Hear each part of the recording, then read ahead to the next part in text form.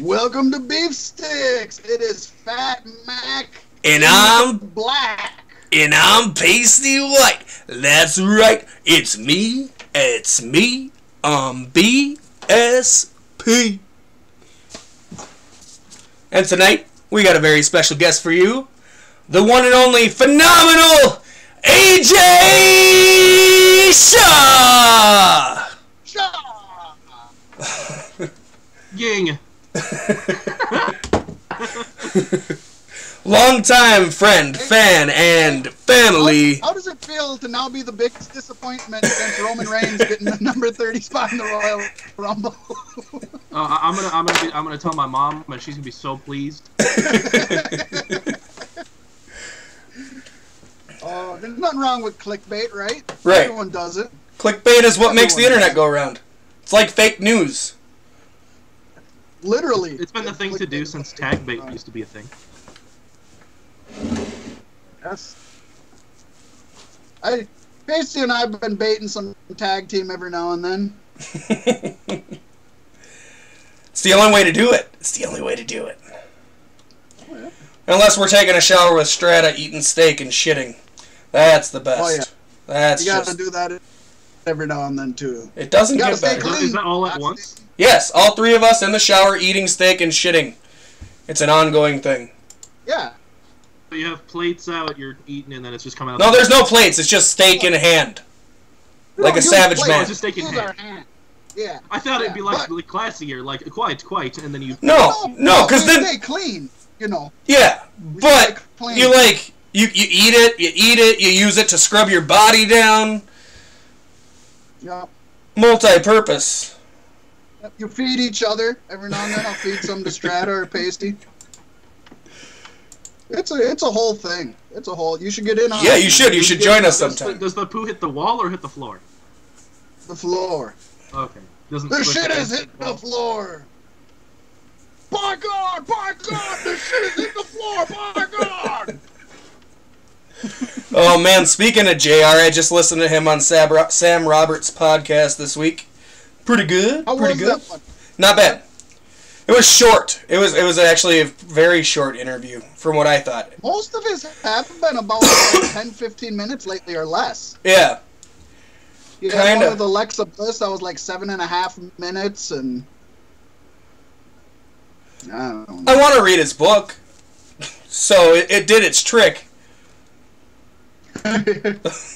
I don't listen to Not Sam as much nowadays because he's getting more and more and more in WWE's pocket, and you can just tell it the way he talks about things. And I mean, that's not necessarily a bad thing. I would do it if they were paying me money. Don't get me wrong. This show would be way different if WWE was dropping me money, man. Right. But sometimes it makes it difficult to listen to. Shill Sam Shill. He should have a t-shirt that says that. I would buy it.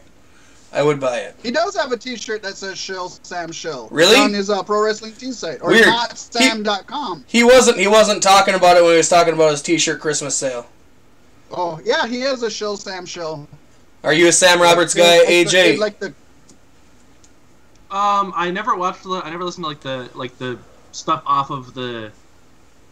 Like I've listened to him on the pre-show and whatnot, but I actually haven't pursued his other stuff. Okay. See, I think that's a hard way to get introduced to him because he Right. looks creepy. Yeah, as shit. don't look at him.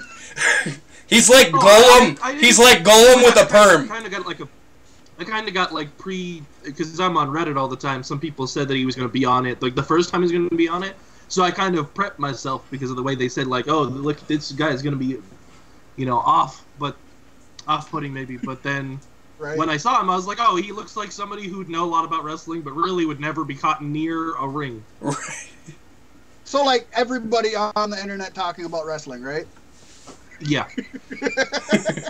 Well, I've been told I could be caught near a ring, but then I probably would be real sloppy. I'd drop somebody on their head. I wouldn't be allowed back. I could be caught near a ring. I've been near a ring, usually with a beer in the hand, cheering. It's fun. I've been in the ring with a beer in hand. Just not wrestling. When were you in the ring with a beer in hand? That's news to me. At AWF show in Granite. Okay. So speaking of beer, let's knock out some sponsors. Let's get some shit out here because we got a lot to talk about and a little bit of time to do it, and I want to try to get everything in. Yes, stuff it all in. Stuff it. And since we're talking about stuffing, it's a perfect time to talk about stocking stuffers such as vinyl car decals, t-shirts, and hockey masks custom painted to your specifications. Yes, of course I'm talking about Monster Wear Clothing and our good buddy Corey Matthews. He'll hook you up. You tell him Beef Sticks Podcast sent ya. Great products, reasonable prices, locally sourced. It's all good. Alright, Mackie, you hit him with the social media. Yes, make sure to check us out on Facebook. We have a lot of good and fresh stuff up there right now. Take a look at Enzo's penis. See a fat broad snapper leg in half. A lot of stuff there. It is facebook.com/Beefsticks Podcast. You can also hit us up at Gmail, fatmacbsp@gmail.com, where I am on Twitter at BeefstickCSB. Don't forget to hit that up. You can hit up Cloud Style Broadcasting as a whole and see everybody in our family on Facebook.com/Cloud Style Broadcasting. And don't forget, become a VIP patron sponsor at patreon.com/Cloud Style. No broadcasting, just /Cloud Style. And if you're really feeling frisky, check us out on GoFundMe. Go to GoFundMe.com and put Cloud Style Broadcasting in the search bar. We're the only thing that's going to pop up for you. Remember, everything goes back into Cloud Style. We don't pocket any money. It goes into equipment. It goes into swag. It goes into everything that makes your listening and viewing pleasure more pleasurable. It's like that little tickler on the top of the vibrator for the clit, you know. That's what the GoFundMe is. It's that little tickler. We're the dildo. GoFundMe is the tickler. So if you want to tickle our pickle for at least a nickel, go check it out. How did I do shilling? That was beautiful. Chill, Mr. man, Mackey. chill. Mr. Mackey. Okay. And I'm the only one with beer on the show tonight, so instead of taking a long and extended trip to the refrigerator, we'll save you about 40 seconds of your life, and I will present you with my 40-ounce Surly Inherent Weiss. I'm jealous. I'm jealous. It's a $7.40 right there, folks. I couldn't pass it up. Fat Mac had a 40 on the show last week, and I'm like, I should look in that section. I should, and I did. And I saw it, and I bought it, and I'm drinking it, and it's good. Even the dog fucking loves it. Even the dog loves it. I hate that we can hear them from here. I know we got to stay on topic, but just a little side note there. You're talking about the 40s. You know, we were talking about the other day how Mickey's is ridiculous in 40s. You might as well just get grenades. Yeah. So I was at the liquor store this last week, and there's some cat in there, bent over looking around in the 40 section. You know, I'm comfortable in the 40 section. I know what's going on, so I just walk over there. I'm like, "You looking for something?" He's like, "Can't find the Mickey's 40s." I just fucking shook my head. I said, "Dude," walked over, grabbed the thing of grenades. He's like, "Fucking get this or don't get shit." And he just started laughing. I was like, seriously, fuck it, man. Get a Colt 45 if you're going to get a 40. Get a fucking grenades if you're getting Mickey's. He looked at me for a little bit. He's like, fuck it. Yeah. I just upsold the liquor store, too, so come on, man. There you go. They should be paying you. Give me a commission. Give me one out of every fucking 12-pack I sell. Just give me a bottle. Oh. Hey, Shotz, you got anything you'd like to shill on the show? Not currently, as I'm not really using any social media at the moment. I was doing the YouTube thing. I was going to try the Twitch thing. None of those things are really a thing. Like, YouTube is a whole different beast than when I actually used it. So I wouldn't recommend trying to get big on it now to anybody. Right. Twitch would be where to go if anybody's actually trying to be anything on the internet anymore. Yeah, and me and my brother do stream occasionally as Beef Sticks Gaming on Twitch. We mostly get viewers when we play the original EverQuest. So, yeah. That's nobody else is playing it? I don't know. I don't know what it is, but that's when we get the most viewers. I mean, I don't have a lot of money to put into computer gaming. I'm a console gamer. So that's pretty much where it's at, is like the shit I ain't gotta pay for. Or the shit I already have. Yeah. Oh, yeah. Alright, well, let's jump right into WWE Clash of Champions if y'all are ready. I'm ready. Alright. I think there's gonna be a lot to talk about, and maybe some I think there's gonna be some differing opinions, and I like that. I always like that. So we'll start out. The pre-show had Mojo Rawley winning this feud over Zack Ryder, who he had turned on apparently 3 weeks before. It seemed like he had just recently did it, but they were showing packages from 3 weeks before. I was like, damn, that's been a while. It was a lot of Twitter stuff, and the Twitter stuff was really good. Well, yeah, they were doing Twitter stuff for quite a while, but apparently, like, the actual attack was 3 weeks before the pay-per-view, and I was like, holy crap. Yeah. It didn't seem like that to me. This was an okay match. The sad thing is, this match probably had the most storyline and the most build of any match on the card, and it was a pre-show match. Yeah, from the public opinion, I saw a lot of people were really pleased with the amount of storytelling that was actually in it, and like more of story rather than just these people have to be in a match again. Let's do it again. Right. And yeah, versus like people who actually had a feud. Yeah, which this pay-per-view was lacking at least real feuds, I think. Yeah, it was a lot of just let's look at the feud from the last 2 months, and let's just make it end all be all of the feuds, and then let's move on from here and go towards Royal Rumble. Right. Speaking of, we had a triple threat match for the U.S. title. Dolph Ziggler actually won the U.S. title from defending champion Baron Corbin and the glorious Bobby Roode in a triple threat match. I loved this match. I've got nothing negative to say about it. It was really damn good. Corbin flourishes in triple threats. They are built. He is built for triple threat matches. Oh yeah. Right. Yeah. Anything with more people. And I can't speak enough for that ending where Baron Corbin was going into the end of days and Ziggler ended up hitting the zigzag on him. I mean, that was just beautiful. I loved that. Which they have done before. They did it instead of Roode, and there it was Styles. Styles was in that same spot when it was for a U.S. title shot a couple of months ago. Okay, I didn't remember it, but I loved it. It went beautifully. I think it's a throwaway championship win. We all know, well, we know what happened anyways on SmackDown, but it's nobody really knows what's happening from it. From sources like he's supposed to just be kept off TV for a while. Yeah, he's apparently going to be off TV at least a month. Yeah. Whether he's relinquishing the title or what it is, but nonetheless, that really kills somebody like a Baron Corbin or even a Bobby Roode, who I don't think needed the belt. I didn't think Bobby needed it. I didn't think he was going to win it. But somebody like Baron Corbin could still work from having that belt for another 4 weeks, where now there's going to be 4 weeks of. Well, it depends if they're really counting him as abandoning it, so they have to have a new match or a new tournament. Like back when CM Punk took the belt years ago, and then they had a tournament on who would get a new belt, and then Rey Mysterio won it, and then Punk came back, and then he's like, no, I'm still around. So then they had 2 belts. Then they could be debuting a new design for a belt in a month. So and then he'll say, I never lost it. I just left it in the ring, and then whatever. Something could happen.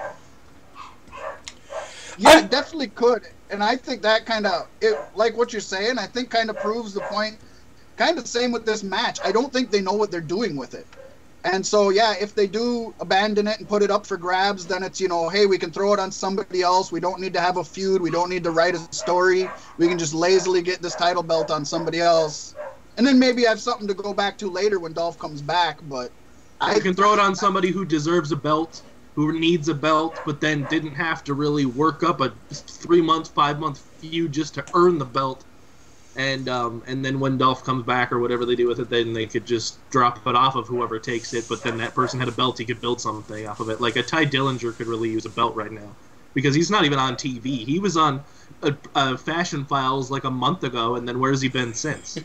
Yeah, he was the 10 to Michael Bobby Brown's 11. Yeah.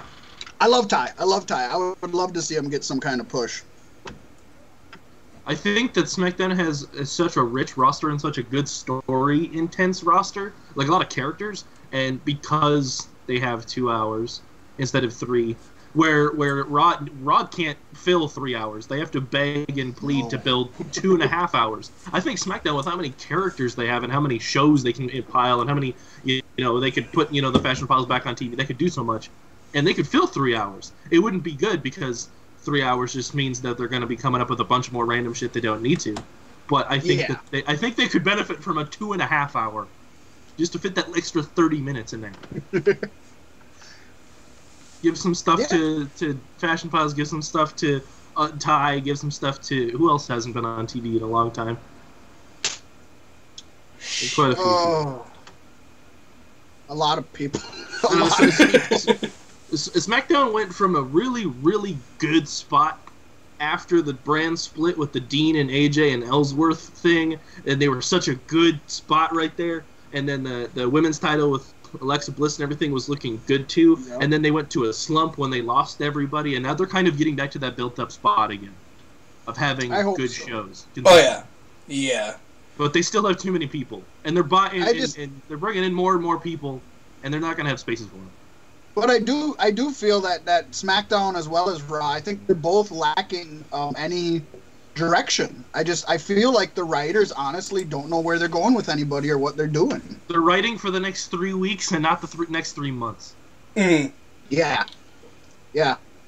Or almost even just a point shoot aim, as back in the end of WCW days where they were writing fucking week to week and not even really paying attention to the future thing. Maybe thinking about next week at most.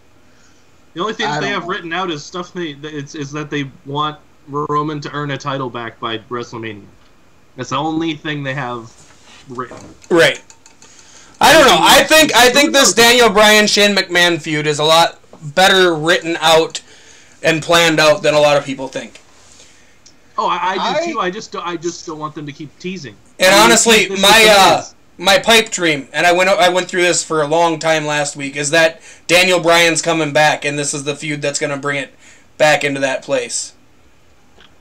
I hate to burst anybody's fucking fantasy booking, but they didn't know what they were doing with Shane Daniel on Tuesday before the pay-per-view. They spent fucking 5 days deciding what they were going to do in that match. I don't think they have a fucking clue where they're going with it. Well, they keep building up this whole tease of Bryan can wrestle again, and they did it with the Miz when they had him beefing with the Miz last year, and then where did that go? It never even ended. It just everybody said it was going to end in a pay-per-view match. Well, like how many things he got drafted to Raw, and they didn't even talk about it. They never even mentioned it after that. Yeah. How many storylines can you name off the top of your head, Raw or SmackDown right now, that have just ended with no conclusion and no mention again?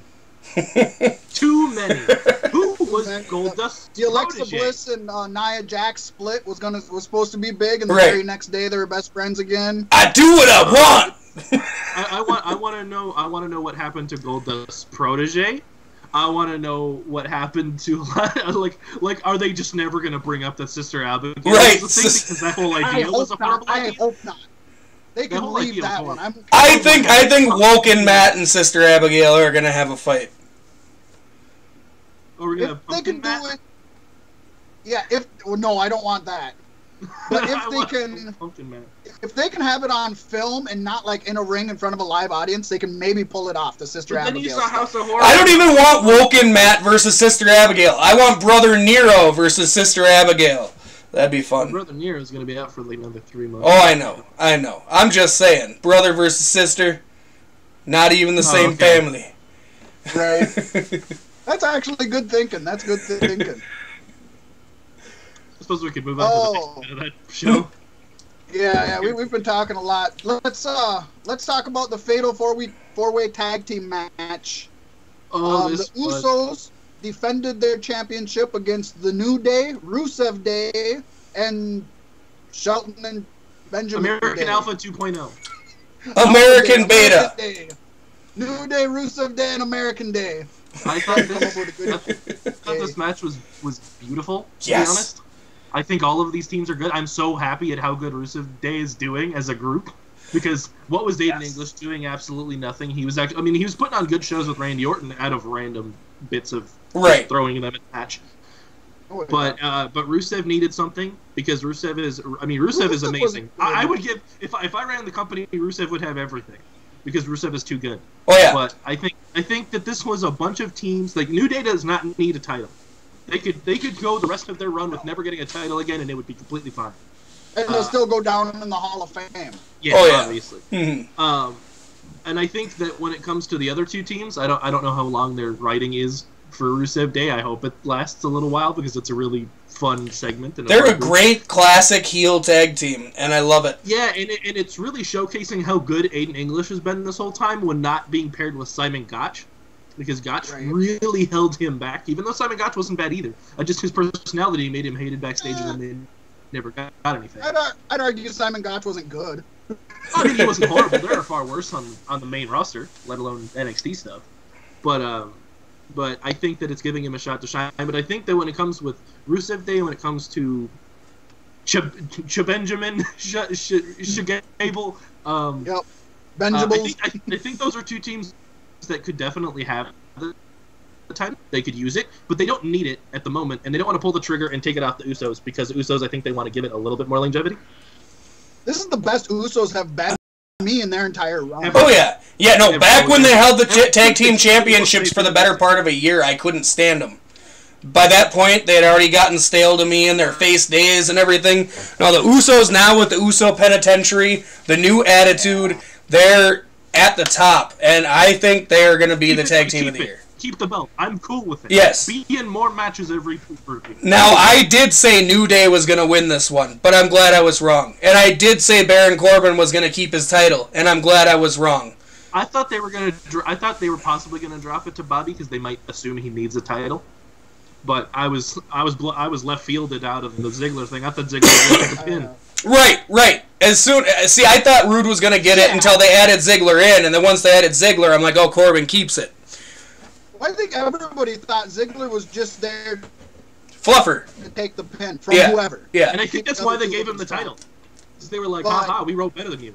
I wouldn't say that I was happy with Baron Corbin losing his title because I think this is gonna put some brakes on Baron Corbin's push, and he's been trying to get traction, and he's been doing okay. He's had a hard time and it really, when you have somebody lay a title in the ring and walk away from it, you are saying that this title is worthless to even a Dolph Ziggler. So you're really diminishing your own title. Yeah, you should have just kept it on Baron Corbin at that point. That's my thought process. If he was gonna drop in the ring like that, he should have gone full NATO with it and chucked it and jumped on it and wrecked it. And I think he should have, especially with the rumors of them bringing a new United States Championship into the picture. He should have put it like a wood chipper, just wrecked it. This is what I think of you and your title. I think I gotta point out here. I think maybe the biggest pop of the night, definitely the biggest pop during the match, but maybe the biggest pop during the night was when Rusev had the accolade on Big E and was just yanking back. I think everybody thought that Rusev Day was winning it there, and the whole everybody was on their feet. It was just a roar. Anything Rusev did, the whole crowd was into it. Yeah, it was good. Is incredibly over, and they're not doing anything with that. But see, that's why I would actually. I don't mind them doing this Rusev Day for a little while longer, but I really, especially in SmackDown, Rusev should be fighting for the title, if not holding it for a moment in time. Yeah, he's much more legitimate than Jinder Mahal. There was the rumor that Rusev was gonna get the title, and then he got injured. So they were just like, what other foreign heel can we toss it to? And they threw it at Jinder because he was the only other person, and he was tagged with him. But Rusev, they said the whole rumor was that he was gonna get it and have the lengthy run instead. but he was out with that injury for like 5 months. Well, you know, and there's still always rumblings that him and Lana have heat backstage still to this day. And with the booking, it's hard to argue that they might still have heat.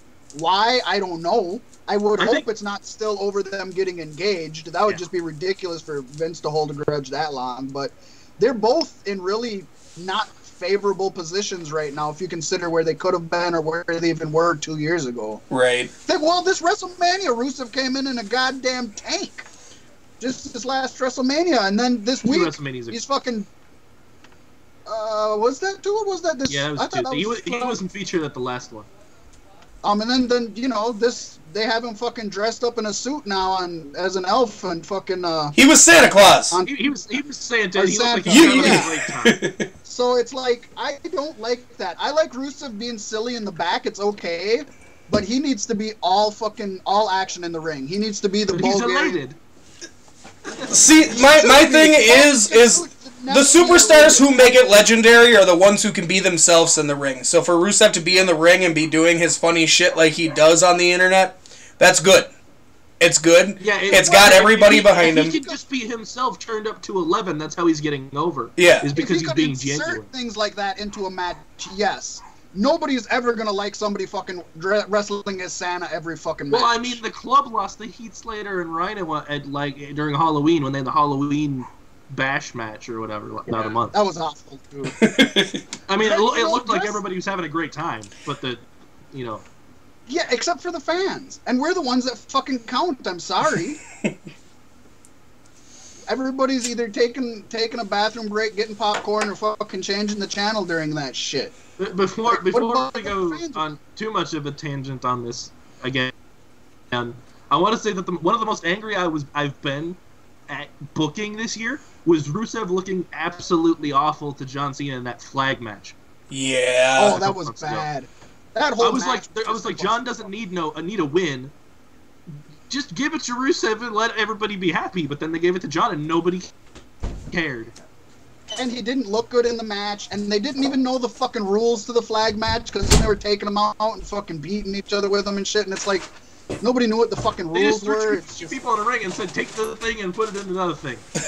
Yeah, I love when they don't have any idea what their fucking matches are.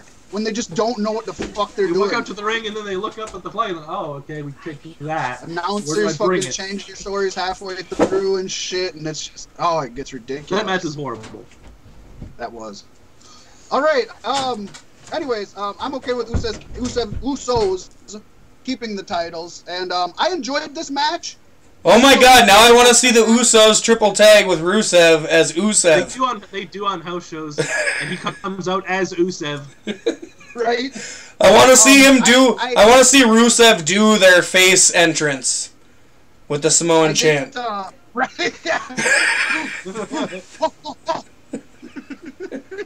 Rusev cat. I want to see them painted as cats. Rusev cat. So I didn't think it was as good as the opening match, but I did really enjoy this match.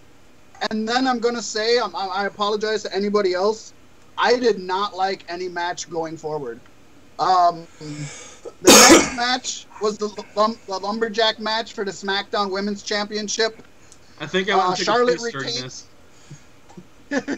I believe it. Charlotte retained over Natalya with the figure 8 submission. Lumberjack matches are just hard to have a good match in general. Yeah, because it's not about the two people in the ring. It's about all the people surrounding it. And this one really was hurt by... Yeah, like you said, it's usually about the people surrounding it. This one was hurt by there was only one face, and that was Naomi, and all the rest were heels. So there really wasn't much to do on the outside either. It really got... Yeah, it got bogged down. Yeah. I think this match was dead from the start because not a single fucking person I know, or anybody in the audience for that matter, I think is interested in this feud anymore. And I don't think anybody thought Charlotte was going to lose. And I'll say it. Too. I've said it before. I'll say it again. It's not anytime Natalya's in the picture, I tune out. And it's not even that she's a great in-ring performer, but that's as far as it goes. Yeah. Right, but there's no character there, and her speaking seems so artificial and wooden. She's Well, always even like, "Oh, boo me! Fuck, I'm angry at the world." And even in the ring, she's really good with the moves, but she doesn't give you those facial expressions, and her timing isn't like precise, and she doesn't tell the story in the ring like she could. She can show you move for move how to do something clinically, but she doesn't tell that story in a flowing like a Charlotte and Sasha match would tell you a story, and you know, a Charlotte and Becky match will tell you a story. Whereas to like the worst thing I could think of is probably, well, okay, worst thing I think of top tier females. I'm not going to include people like Lana in this. Like Alexa Bliss and Natalya match is boring as fuck. Right. Because neither of the two know how to tell a story. And then you go back and look at fucking Bayley versus Emma fucking years ago in NXT. Oh, Bayley knows how to tell a yeah. story too, And so does Emma. no, I thought they told a beautiful story. Oh, yeah. And I think they're two people that are just shit on. Bayley is shit on at this point. Emma got let go. And it's like, if you go back and watch that NXT TakeOver match between Bayley and Emma, that's as good as any fucking Shawn Michaels match you're going to find. That was a hands-down match of the year. You can look at almost any Bayley NXT match, and it is top-tier performance from move to storyline to the feel to everything. And then they brought her to the main roster, and then they made her look like shit to Alexa Bliss, who can't even wrestle. She's the best talker of the... To be fair, Alexa Bliss is the best female they have right now. That's my opinion. I would say in terms that. of speaking and character work, yeah, and also she sells... I think in terms of an all-around performer. All-around. I don't she think can she's a wrestle good good. She made the DDT legitimate again. I mean... But she wrestles as good. She beat Mickie James with a slap. This is going to be controversial, but she's as good as Charlotte, because Charlotte's still really green right now. Yeah. She has a lot of work. I think Alexa is as good in the ring as Charlotte, and I think she's the best talker they have, and I think she also is good at telling a story in a ring. Well, I guess I can admit where like Charlotte is phenomenal in ring, I want to say, but boy, when she gets botchy, she gets botchy. Yeah. That even fucking hurts people. Alexa This can't botch lumberjack shit match- because she doesn't do enough. I mean, This Becky lumberjack Lynch doesn't know how to set up a match- table. Yeah, that's true. I'll put this more on the Lumberjacks than Charlotte, but even this Lumberjack match, she did one of her moonsaults off the top rope to the floor, and she missed everybody. She landed on her feet, and they all just flew backwards. Yep. Like the wind knocked them out. Did you all see the little Twitter feud that Becky Lynch and Liv Morgan are having, where they showed Liv Morgan attack Sarah Logan in a GIF on Becky's Twitter, and then she was like, "Oh wait, you're with me," and then just like stood back and like was, "Oh." No, I didn't see that. It was good. I wouldn't have noticed it if it wasn't brought up again. Moving on, Bludgeon Brothers defeated Breezango in a minute think these and two could have 58 done so seconds. well. I think they could have done so much. If they would have had the time. I think it was restricted on time. I mean, obviously the Bludgeon Brothers were going to win it one way or another. But I think they could have showcased both. They could have made Yeah. Bludgeon Brothers look legitimate and not just a squash match team. Mm-hmm. And they could have had, Breezango have their fun moments to hype up the crowd after the boring shit they just dealt with, and not have two shit matches back to back. Yeah, and you could even have an almost a squash match with the Bludgeon Brothers, but have the Bludgeon Brothers like constantly like maybe pin them and then pick their head up and not get the full pin, and then every now and then Fandango will do something to get the upper hand, and Breezango and Fandango get a little bit of the upper hand and show what they can do. And they get slapped back down. And let's not forget that the pay-per-view went off the air 15 minutes early again this time, so they could have easily added an extra 5 minutes on this match. Oh, I started late, so I wasn't sure anyway. Plus, I was having all kinds of internet issues, so I had to restart it and fast forward back through the pay-per-view, because I'm not going to start now and rewind and ruin the whole thing for myself. That was a pain in the ass. At 9:45 it went. Well, I think it was like 9:43 or something. The WWE logo hit. It was like, damn. Ugh. So I don't got much else to say about this, other than I'm still loving the Bludgeon Brothers. They seem to be polarizing on the web. I love them. People hate them. I think that they're two guys who are very good at what they do. I still Luke think Harper, obviously Luke Harper should have been in that should have made a triple threat at WrestleMania. I'm going to say that, and a lot of people will agree with me. Yeah. That match was shit, and it could have been made so much better by having just Luke Harper in it. Yeah. No, elevate Luke Harper because he was in a title scene for a while. And honestly, Eric Rowan needs to get rid of the fucking sheep mask because it still drags me back to Wyatt family. Like, Bludgeon Brothers should stand on their own, get rid of the sheep mask. I'm fine with it. I still like it. I still like it. I I think it adds to his character, and he doesn't have much of a character, No. so let him have whatever little bit he fucking has. It was like what? Like one final episode of Talking Smack did they even have? No, yeah, they did. Yeah, they did have it. Let's do it. I feel like Rowan. They gave Eric Rowan a mic, and he was so good on it. And I was like, where has this Eric Rowan been? Right. Why is he just now getting a microphone? He's been with the company how many years, and he's now speaking. Just like when Luke Harper was put in the title scene earlier, like last year or whatever. When they gave him the mic, I was like, where has this guy's speaking been this whole time? Why are they just now letting the beasts of the Wyatt family that they never let speak, finally speaking, and they all know how to talk? Right. They lost a lot with fucking getting rid of Talking Smack. That's just a fucking... Talking Smack elevated The Miz. They made The Miz look so good. They made Corbin actually look like he knows how to speak. Corbin could talk on the mic, yeah. Talking Smack is the reason that that Rockin'... Oh, God, what was it? Rolling Stone magazine named The Miz the top wrestler of the year. And I wouldn't even argue it. Yeah, that was their WWE wrestler of the year. I don't know. I saw that headline, and I was like... Nah, that should have been last year. He named it by WWE, that's for sure. Yeah, but I mean, he was out doing other stuff. He was, he's getting. No, Miz is great. I just this year I don't feel like he's done a whole lot to stand out, other than being a really good IC champion. Well, who would you put in that position? He's been spread. Who would I put in the position of wrestler of the year? AJ Styles. AJ fucking Styles. Yeah, I think that was. But I'm in considering from a mainstream. Actually, you could argue, and I'm not, but playing devil's advocate, you could argue that Jinder Mahal was wrestler of the year this year. Crickets. He won more world championship matches than anybody else. He held the title for 6 months. He main evented countless matches. I mean, you could argue. A concussion the week before he got the title match. You could argue. I'm saying I'm not, but I'm saying you could argue that. I think from a Rolling Stones perspective, like a mainstream viewer's perspective, Miz is fitting of it. Oh yeah. From a wrestling fan's perspective of it, then obviously AJ is it's the difference between a Rolling Stone view versus a WWE.com view. I think would definitely have AJ Styles have that spot. And it's good. It's good that they give a different perspective. I think so. We got the tag match.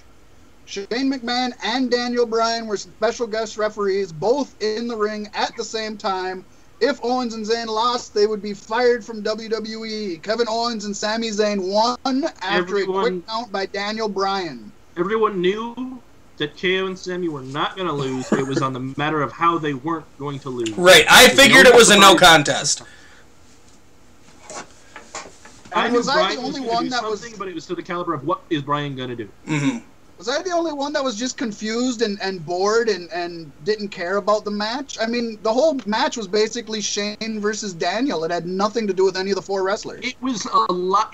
It's one of those matches where they have bits and pieces throughout the year where you'll see a match that should be top tier caliber, but then instead of using it to showcase top tier athleticism in great matches, they just use it for a pure show, just pure building and storytelling match that can be a cluster of shit. There was no story in this match. It's a lot of building. This match something. had zero story. And it was building nothing between the wrestlers and everything between the refs. You had Randy Orton and Shinsuke versus Kevin Owens and Sami Zayn. There's no story there.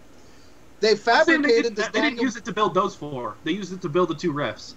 I know that, but I don't... Why? That's stupid. They used it to build two non-wrestling authority figures. That's a waste of four extremely... they build something with Shane every year. I don't know if it's in his dang contract or what, that he has to have something every year. He has to fight in 2 matches every year. Is the contract, I believe, that was signed when he came back. And he's got and each match he's got to jump off something taller. That's his stipulation. He had to pen in there. That's his personal signature. Which is great, because, you know, he's always got his young sons at ringside. Good impression for those kids. Just so that when he does die, he knows Like when he knocked himself out last Survivor Series, and they had to have Randy go over and talk to his kids and be like, he's fine, it's up, and then go back in the ring. When he knocked himself out on that spear coast to coast combo. Yeah. And he was so knocked out that he kicked out, and they still counted it for 3 because he was supposed to. Right. But I mean, like, Roman didn't take that any better. He was out of it too. So let me note that this match was 21 minutes and 37 seconds long on a pay-per-view that ended. I mean, it was a waste. Why spend 20 minutes on this shit? And we didn't get. I don't think we got anything out of it. Shane didn't do the 3 count, but that's because the original count was broken up by Daniel originally, which we know was an accident. But you can say it's a makeup call. I don't know if BT Dubs, that was Daniel taking a sizable bump. You're right. You know, there's a such thing as a makeup call, where sometimes if a ref in a football game makes a bad call, but they don't notice it till later, they'll kind of make a bad call on the other team later to make up for it. And so you could see why Shane didn't count the 3. It was dumb, especially since they had already established that was Daniel Bryan's side of the ring, which was a stupid fucking Patty Duke fucking 1950s sitcom storyline. This is my side of the ring. But then they had him over on Shane's side, and then you had Daniel Bryan do a quick count, which basically takes everything away from what this was supposed to be. If the story was between Daniel and Shane, it was Daniel saying, Shane, you're hot-headed, you don't think when you get angry, and you take it out on others. So what did Daniel do? He got hot-headed, and he had a fast count and screwed Randy Orton. So where does this move the characters? It doesn't really advance the characters in any way. Daniel's still a face.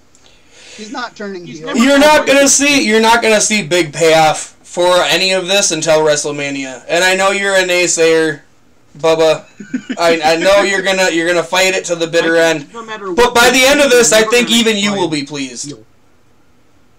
I think you'll be disappointed, Loke. No, you'll be pleased. I think that no matter what, they could make Daniel Bryan kill a baby, like kill a puppy on the. People would still be yesing him. He's never gonna be a heel. Yeah. Nobody's They're ever not gonna be able boo to him. turn him heel. They can't turn him heel. It's not gonna happen. The more heel They're he not gonna acts, fire the him. more people love him. I've seen so many people saying after the pay-per-view, he's going to be fired on SmackDown. They're not going to fire Daniel Bryan. They have him under contract for another That could year. be another thing they're building to, though. No, his contract is up early in 2018. Not a year. No, it's in It's September. like, I don't know about that. Daniel Bryan's been vocal about that. It's Yeah, September. it is September. Okay. Bryan has said this numerous interviews. Okay. Yeah. But even still, this They have could to do be... that. They're not going to take him off TV. This could be a super long-term build to him eventually getting fired and going elsewhere, but I don't think that. I think this is a build to him actually coming They're back. not going to fire him. He said so many ridiculous things that they didn't fire him for already. Oh, by the way, did anybody else see he put a Twitter post of him wearing a Young Bucks jacket? No, I didn't. Was that recent? Like, this guy has negative fucks to give about WWE. He's mentioned TNA on Talking Smack. Yep. He said SmackDown loves fisting on Talking Smack. When they had the He was talking about James Ellsworth's big hog. Yep, big hog. James Hogsworth, who by the way is my pick to win the Women's Royal Rumble. Oh God! You fucking stole that from me. You stole that from me. I was saying he's gonna win the Royal Rumble, and then Monday on Raw they're gonna have another Women's Royal Rumble. And they're gonna not learn from their Money in the Bank mistake. That's what I was gonna say. No, realistically, I think he's gonna if he's gonna appear in either Rumble, he's gonna appear in the women's one. He's gonna get in the ring. All the women are gonna turn on him, kick him out, and then everybody's gonna cheer. He's gonna get the Santino effect of being in there for a split second. Honestly, if we're gonna talk about the women's Royal Rumble right now, I'm going to say this right now: Ronda Rousey, boom, done. She's not winning it, but she'll be. She'll be in it. Appear, yeah. She'll make her debut there. Yeah. God, I can't wait. There was actually there was the big discussion earlier because they were going to do the 4 horsewomen of MMA versus 4 horsewomen of WWE at WrestleMania, and that was a thing that they've been planning. But I guess 2 of the women backed out of the horsewomen of MMA side, so now they're going to do something. That's okay. Different. I only want Ronda Rousey. Good. That's it. Well, the one is officially wrestling in NXT right now. She's not on TV, but she is wrestling with NXT. And the other one, I believe, is training. Also with the other 2 that were with the 4 just said that they weren't training anymore, today. Yeah, she was training with one of God, who was it? A big name.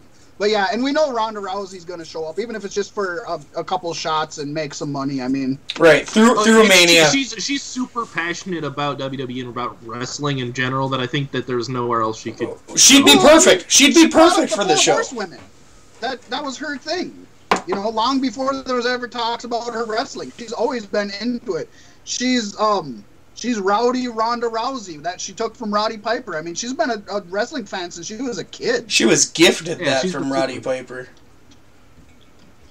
And I don't think she'll be bad at it by any means. No, she'll be good. I don't think so. She'll be real good. I mean, they should never be built in if she appears and she stays around. I hope she isn't built as the undefeated fucking nobody can touch her thing. But I hope that she builds some character and has a nice time, because I think that's what she'd want.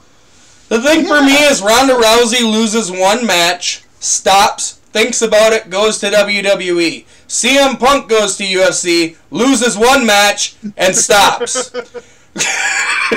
He's not trying to stop. He was signed for another.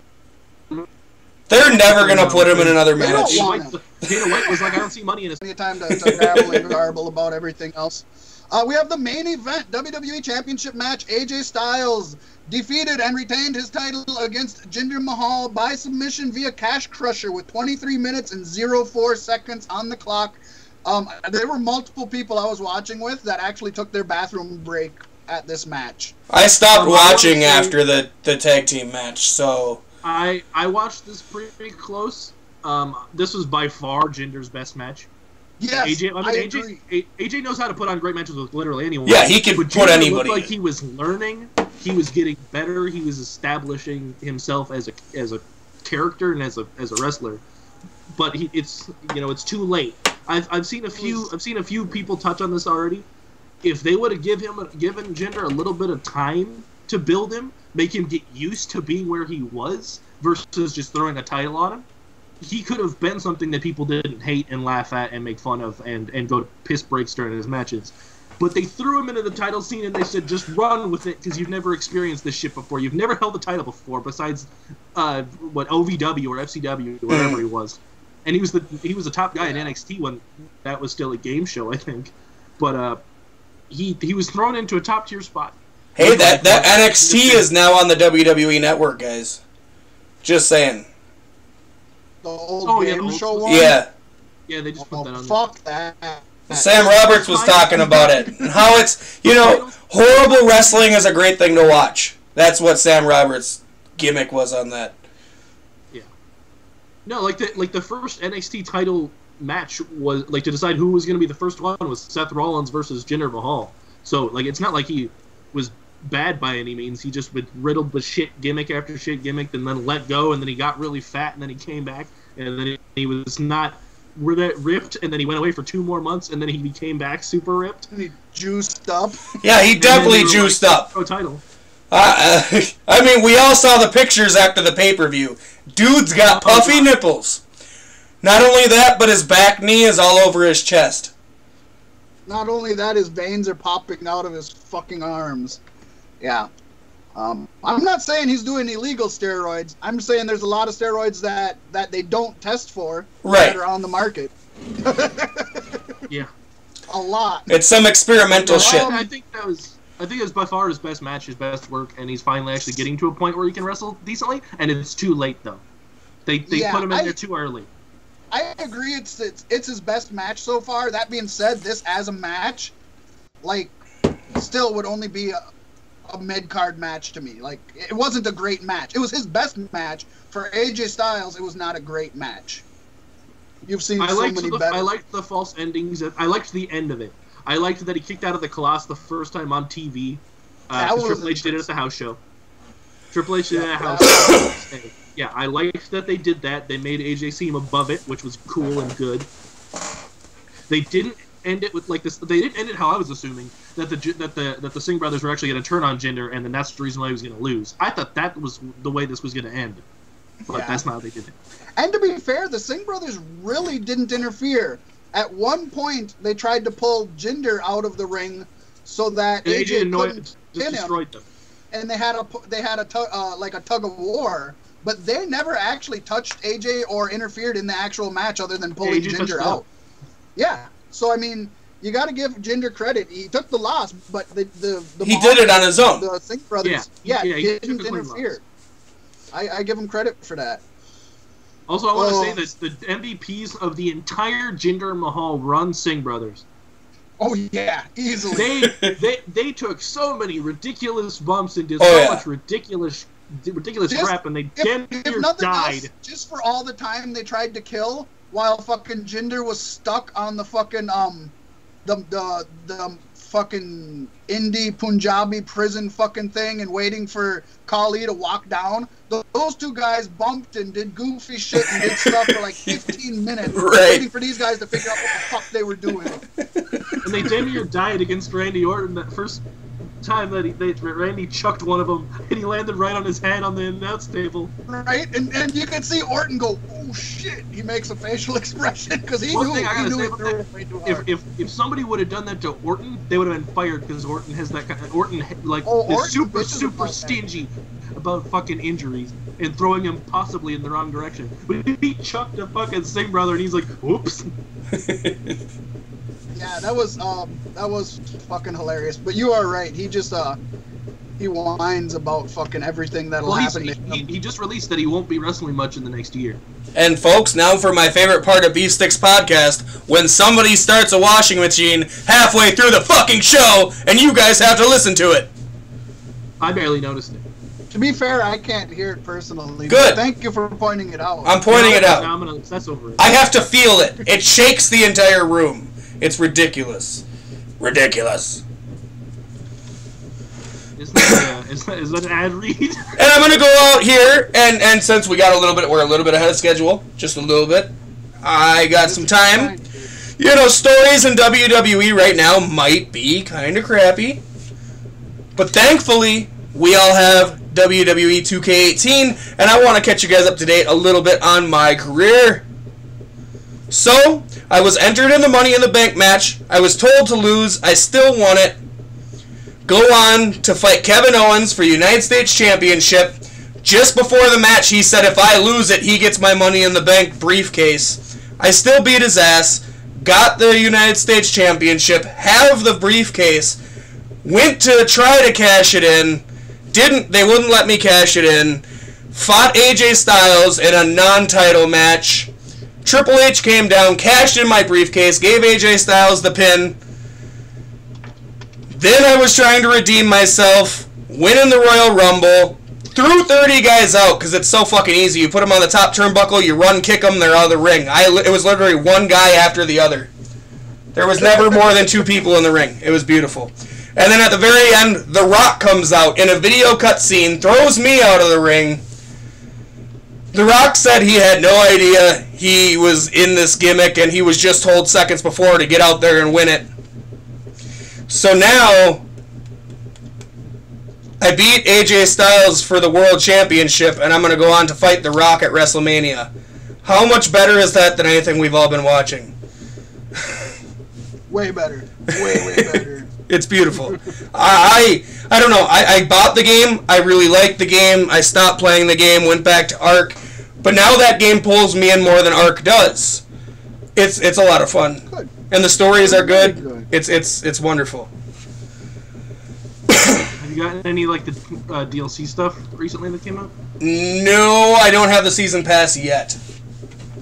I'm kind of waiting for them to release it all. WWE and 2K needs to be dropping us some money for all this promotion we're giving them. I got the game the day it came out, and I was really impressed with it, and I played it for, I think, 12 hours within, like, 2 days, and then I've never opened it again because I've just had other commitments. Oh, go back. By all means, go back. Because the career is wonderful. I haven't played anything else but the career. I've done some of the online stuff. Oh, yeah, I've actually won 2 matches online, and I had the most celebratory screams I've ever had in my life when I won those matches. It's hard to win matches online because people are fucking cheap. So you gotta learn the psychology of human beings as opposed to the psychology of AI. And yeah, no, it's great. It's great stuff. Apparently the new moves pack that just came out like a week ago is probably the best thing you could buy for that game. From what I've been doing. Like I said, I intend on getting the season pass, but I want to wait until everything's out. Because when I first had the opportunity to get it, all there was the character boost pack, which lets you cheat your way through the career mode, and some other thing where you unlock everything. Fuck all that. I'll play the game. I want to play the game. Yeah, and now they have like Elias and Lars Sullivan and stuff like that too. Yeah. Yeah, they put Lars in the game. Because everybody's scrambling to get fucking Sullivan. Apparently, he's really, really strong in the the game. Oh, I don't like him. They can keep. I'm actually a big fan. Are you really? Yeah, I'm he just digging doesn't him. do it for me. I'm digging him, and also like like as a person when he comes out into like actual like personable interviews, he just seems like somebody who's really, really into it. And he's been in a developmental. He was there when Braun was just brought in. Yeah, but he just wasn't given any like TV time until recently when they started trusting him more. But I mean, like, there's a lot of characters that like people constantly talk about how the NXT characters are really big in a small setting and then they go nowhere on the big setting. There's some that can go backwards. Look at Elias, for example. Elias was fucking nothing in NXT. Yeah. They gave him the Drifter thing, and he just came in, did a song, he'd get squashed, they'd kick him out. He's so loved by the main roster, and so loved by people like Stone Cold and people, online. Elias is just like Baron Corbin in my eyes. He's something special in the making. His Walking with Elias t-shirt is going to be the first WWE t-shirt I've bought in my adult life. That's how much I like it. He's definitely winning me over. I enjoy Elias. I think he's doing better than Baron, and I think this loss that Baron just had proves it. Mm-hmm. I loved the slow build to Elias even saying who he was. He was just a dude that walked through the background. Yep. Yeah. Just walk around. That was it. Hey, I like you. I'm gonna put you in a match tonight. That's how he first came to the ring. That's great. Yeah, he was like doing a song, and then Dean Ambrose walked by, and he's just like, "Hey, you know any of this?" And he's eating a donut. He just needs to avoid getting stuck in feuds with fake general managers' sons who throw vegetables at him, because that's not gonna help him. I think that's helping him by the pure fact of that people dislike Jason Jordan enough. They just hate Jason as a character. Jordan. As a character, people love Jason Jordan as a wrestler. He's so ridiculously talented, but people hate his character and the story that he's telling. But people just like put him in a match. He'll put on a great show, but then the second he's like, "I'm the boss's son again," then they hate him again. Yeah. Like that match that he had with Roman was real good. Yeah, and like I said, I don't think Jason Jordan should be calling Kurt Angle Dad on TV. He should be calling him Sir or Kurt, even though it is a storyline.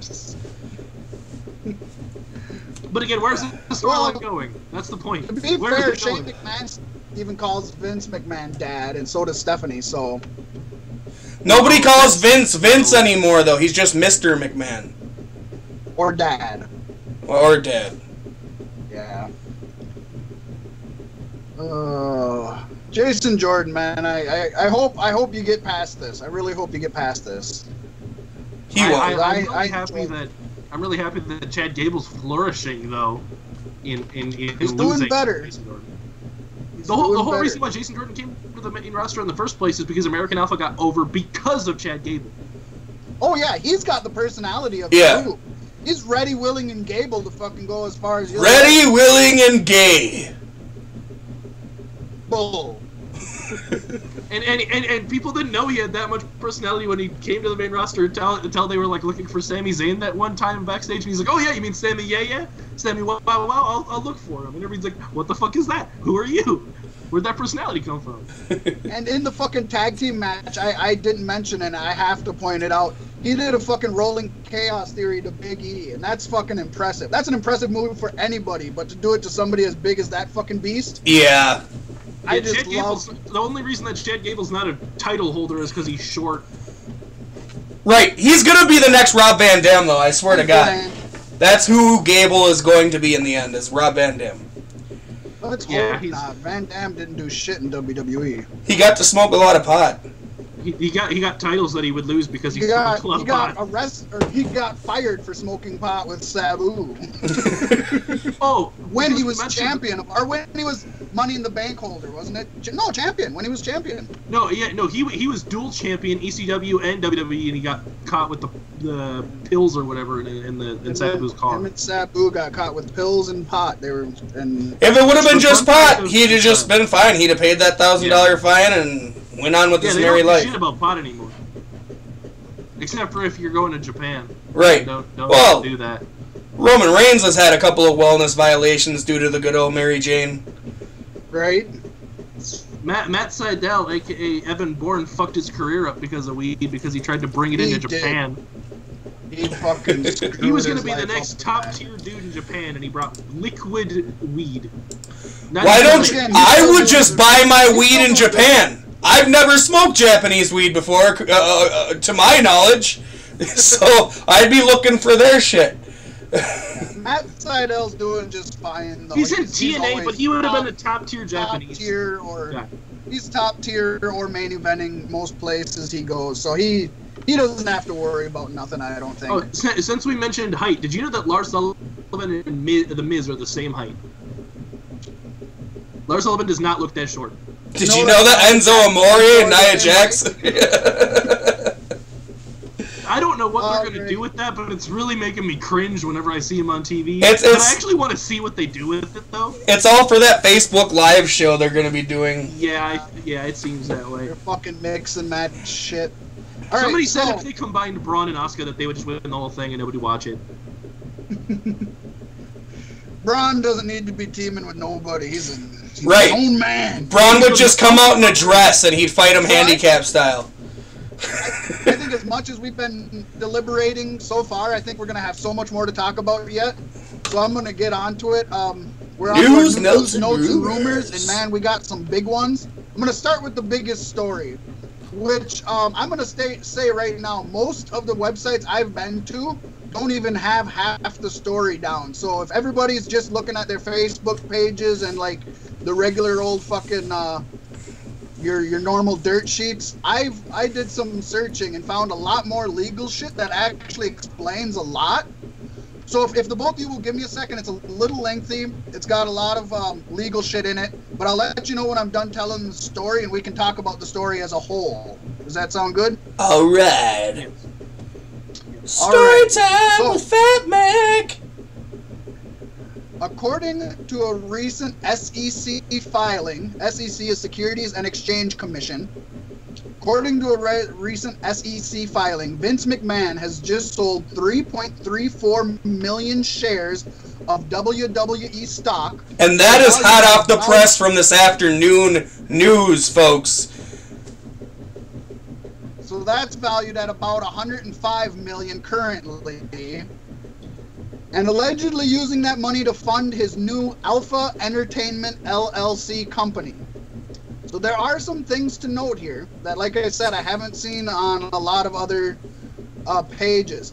Alpha Entertainment has filed for 5 trademarks to the XFL. Now that scares people and that makes people cringe, and I know that, but just pay attention because it's misleading. Those trademarks for the XFL were all initiated last year as protection when they had their ESPN 30 for 30 special on the XFL. which, by the way, cheap plug, that's an amazing 30 for 30. Go out there and watch it. Yes.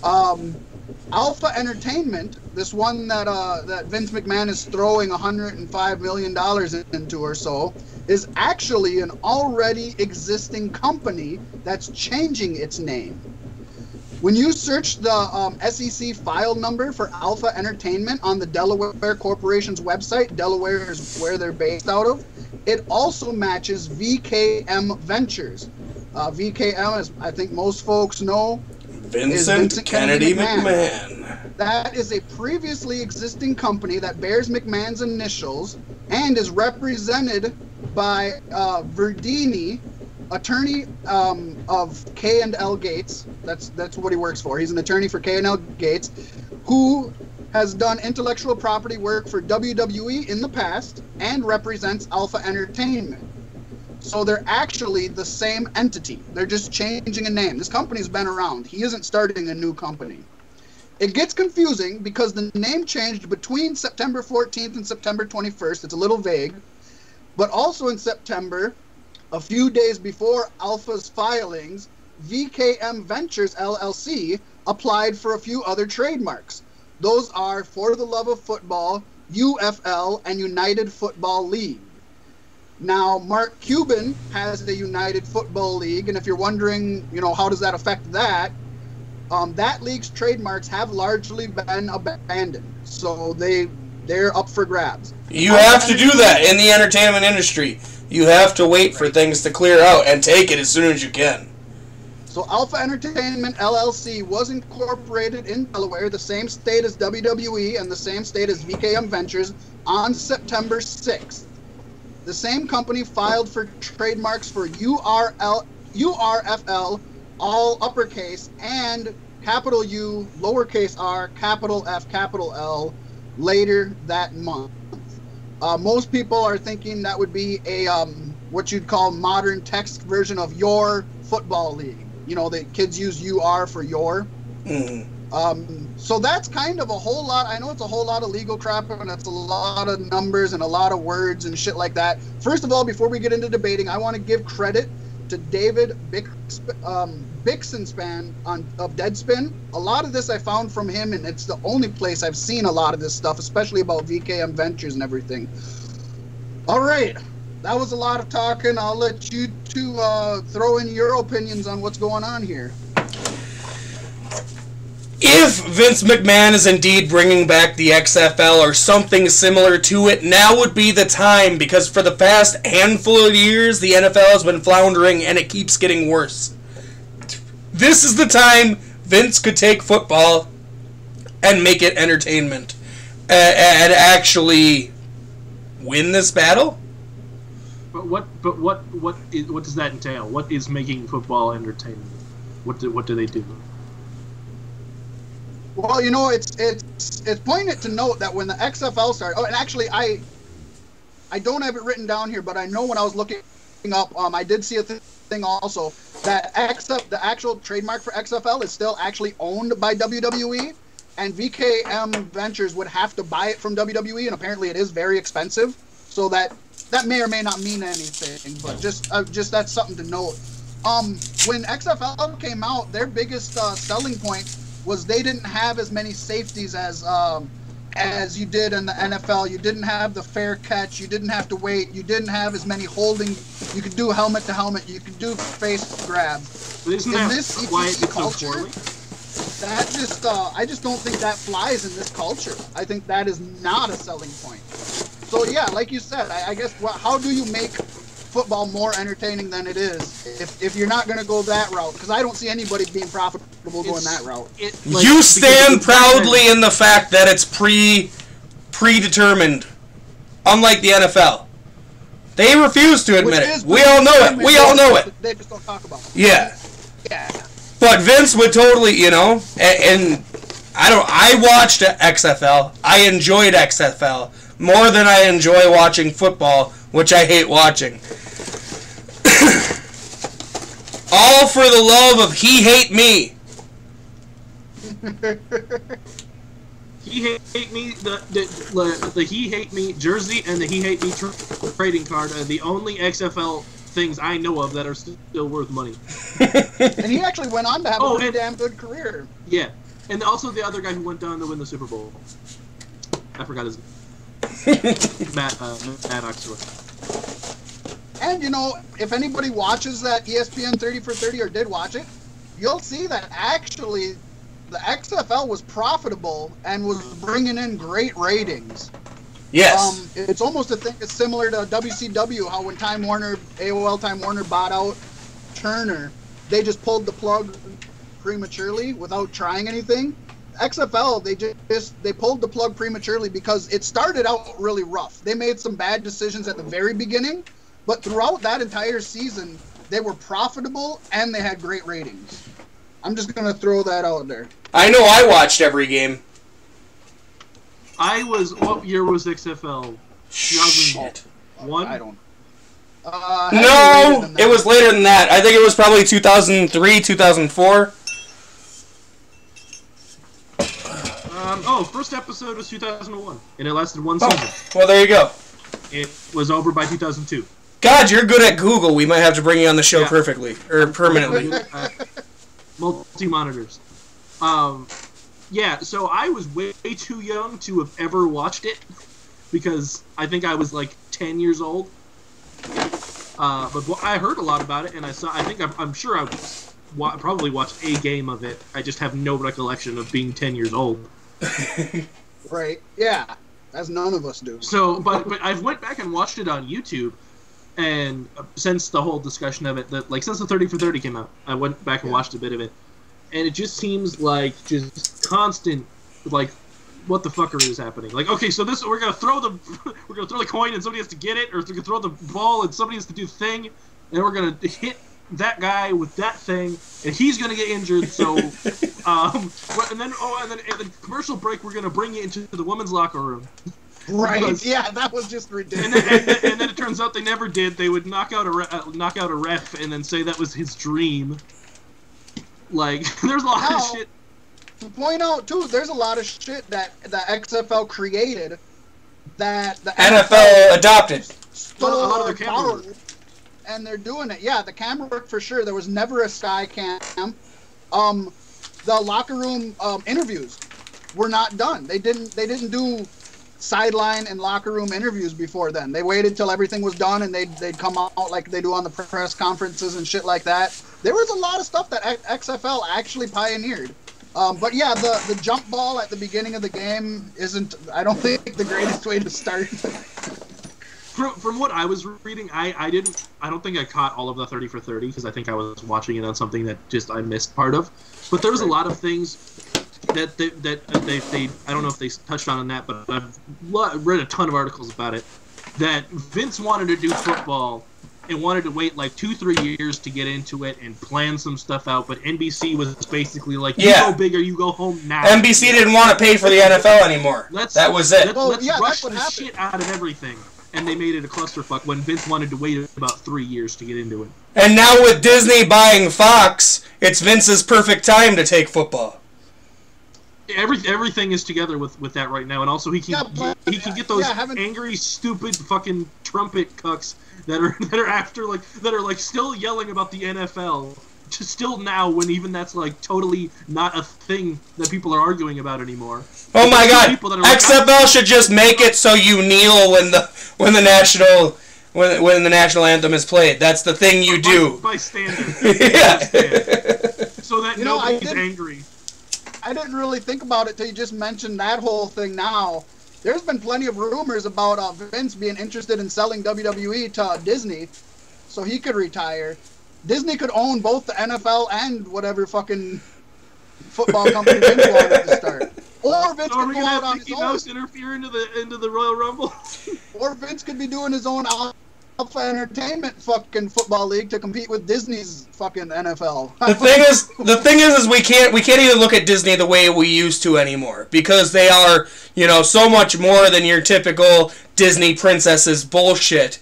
It's Star Wars. It's Marvel. It's that sucks everything up. I believe it was confirmed that as of now, because of how much they own, you're expected to see a Disney affiliated film to come out in theaters every 3 weeks.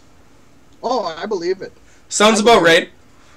And all they have to buy out is what, Paramount, and they're never gonna get Warner Bros.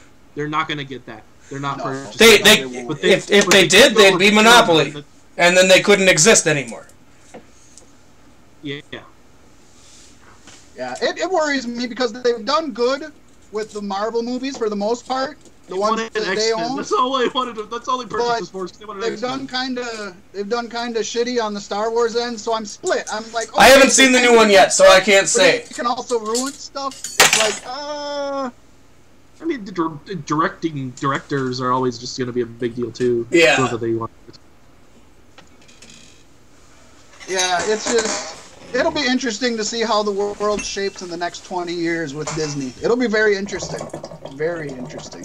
Someone said that we might get like a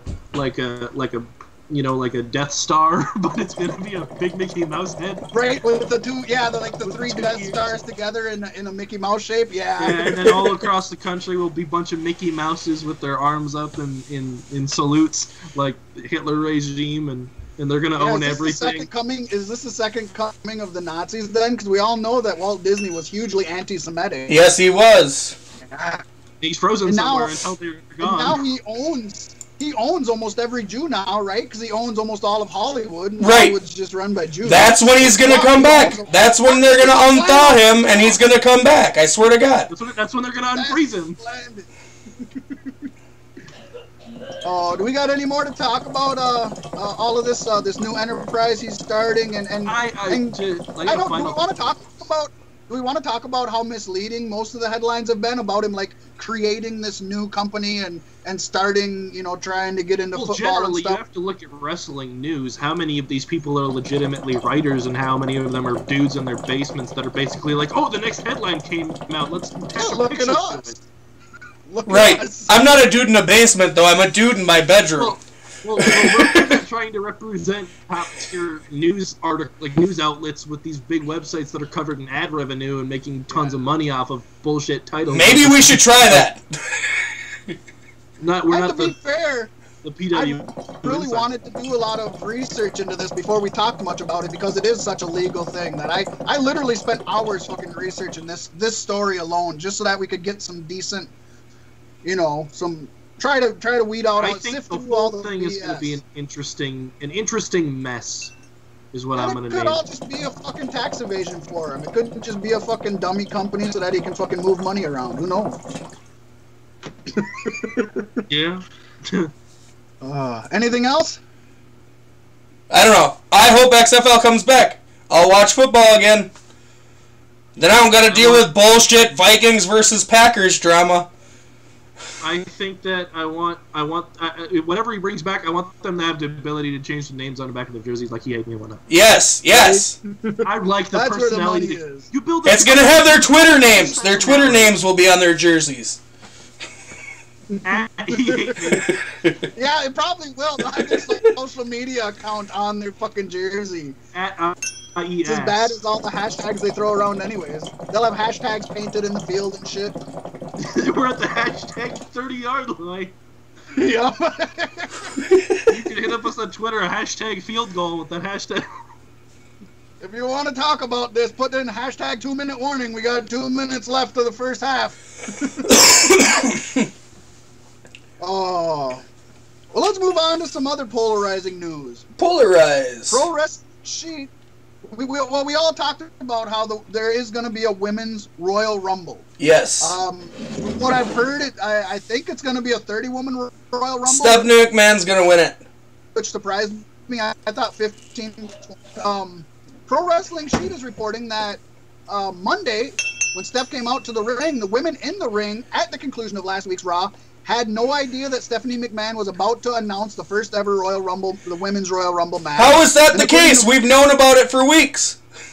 According to multiple sources speaking with PW Sheet, the news was kept so secret that no one gave anyone in the ring a heads up that Stephanie McMahon was coming out to the ring, and the news was only known by a handful of people. I agree with you right there, Pasty. If they weren't told about it, they knew. Right. And I mean, we all saw Stephanie McMahon get out of the limo earlier in the night, too. So, nobody knew Except for everybody who was watching the show. And the whole thing was cringy and shit. Oh, it was awful. It's gonna be like the whole thing, like in itself, the whole Royal Rumble idea, like for them is great. Yeah. I've been waiting so many years for a women's Royal Rumble. I think it's gonna be great. How they announced it was one of the worst announcements they've ever done. Yeah, they took away all the spotlight of it being the women's Royal Rumble and all the women in the ring, and they made it all about Stephanie McMahon again. It's like, oh my God, this glorious, wonderful Stephanie McMahon is enabling you and allowing you to have this. God, how many matches has she even fought in her career? Like why is it got to be her? And raise our hands. Let's give us a yes chant, because that's basically what I can say now. Right. Alexa Bliss is so happy, though you're not going to be in it because you are the champion. So why are you so happy? You all were brawling 2 minutes ago. Now people. We're all happy. And also, I'm about to make everybody throw up by saying we're making herstory, and then everybody vomits in their mouth. Yeah. And then you incite a yes chant, which is the equivalent of Vince McMahon saying, "Give me a hell yeah." It was just awful. It was cringy horrible to watch.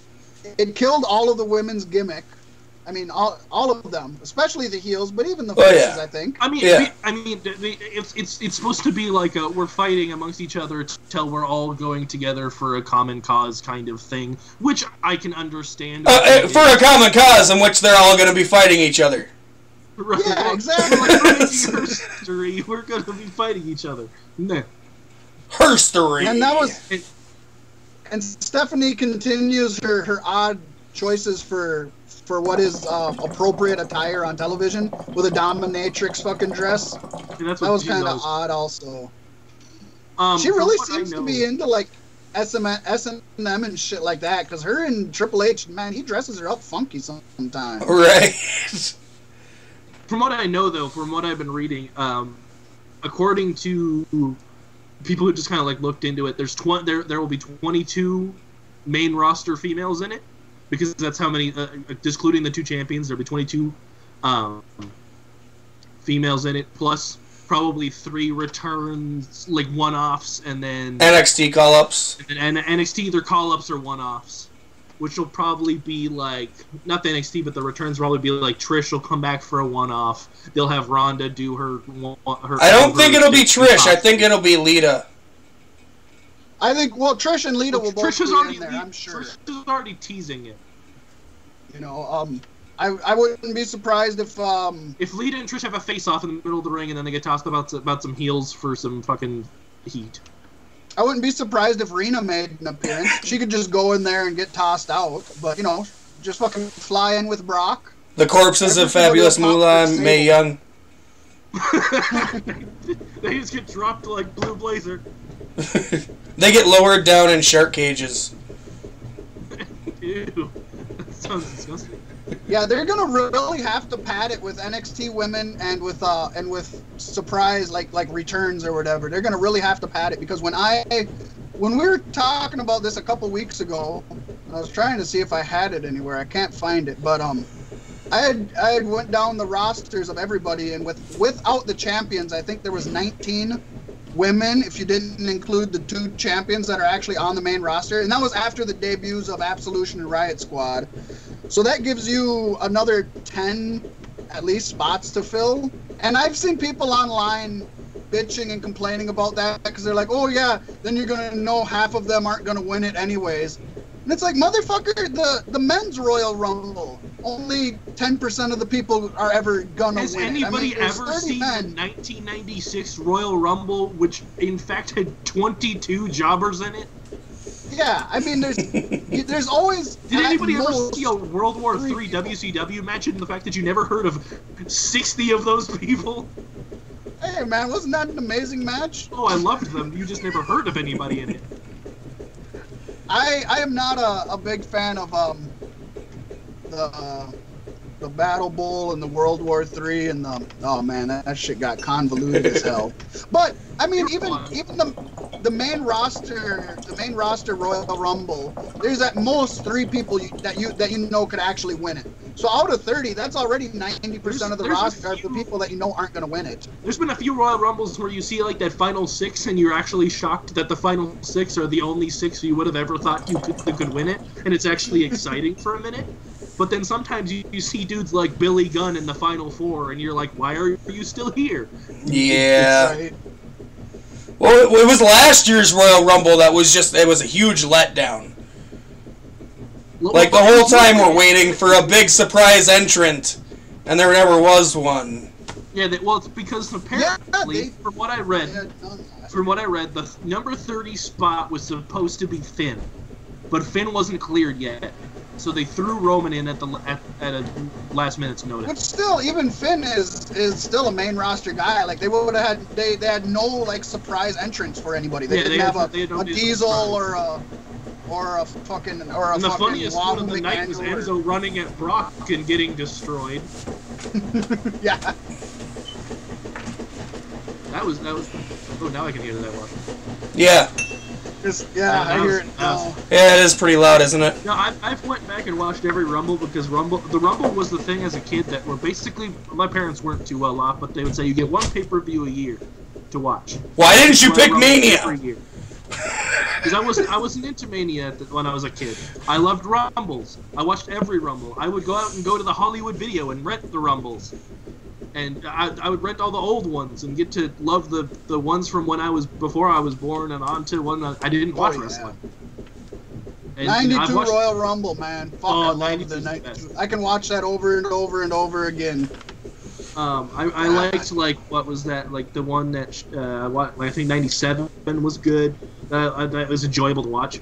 The one where Austin and Bret Hart were like the only two throughout the whole damn thing, and a bunch of other people like Chains and other jobbers nobody ever heard of. Chains, Disciple of Apocalypse. Way to throw out a fucking. What was that? 2001 when they had the Hardcore Rumble, when it started with like Raven and Saturn, and then Kane came in and they destroyed people, and Al Snow like brought in there was like a bowling ball and a shopping cart. My question is: this year's Royal Rumble only going to consist of 2 Royal Rumble matches and nothing else? I hope not. I think it'll be. I think they might shorten the women's one a tad. It'll probably be championship matches and rumbles, and that's it. But that's okay. Yeah, I'm fine with that. How many of the old Royal Rumbles have I skipped the matches and went straight to the Rumble? Yeah. Because some of them are just meh. So what's our feelings on this women getting their own Royal Rumble? Yay or nay? Yay! Great, yay. I think it's a great. I agree. Thumbs up. Good for them. Overdue. Yeah. Well, they have enough women to do it. I think this is a proper time to do it because they have enough women to do it. They do, and they can always. I mean, they had to make necessarily 2 stables of women that are exact carbon copies of each other to make this happen. Right. But they rushed them up. Well, some of these people have been wrestling for so many fucking years, and then they get to the main roster, and then they're given a fucking. Okay, they talk with the most incoherent Southern accent you've ever heard, and make it so you can't showcase your personality that gets too big. I'm talking about Sarah Logan, who was Crazy Mary Dobson on the Indies and was great, and now they can't let her. Now she speaks like a nobody can hear what the hell she's saying because she's given such a fake accent that she isn't natural to. Yeah. That in probably 2 months or 3 months she's gonna lose, just like whatever happened to Kofi talking about like a Jamaican. Yeah, I don't have any faith in her. Although Lana stuck around and she's still using her fake ass accent. I don't know why. Even though she's on Total Divas and talking normal. Right, and Ride Along with Rusev. Did you guys catch that one? The newest Ride Along? No, I haven't got that. Oh my god. Yeah, she's totally in her white girl voice on Ride Along. She goes to the Lana voice a couple of times, but clearly like states that it's just her voice or whatever. And like they're playing How Well Do You Know Me or whatever, and she's like, what's the naughtiest place we've ever done it? And he's like, in the backseat of a car, and she's like, I don't remember that. Good job, Rusev. Right? Way to sell yourself. I think just to touch on the women's subject, I think Total Divas has hurt this company and hurt the women in it so much more. Oh God, I don't like Total Divas, but I like Total Bellas just for seeing John Cena in real life. Real life is in air quotes, of course. A really hilarious dude to be around. Oh my God. we had the misfortune of having a long car ride today in the middle of a whiteout fucking storm.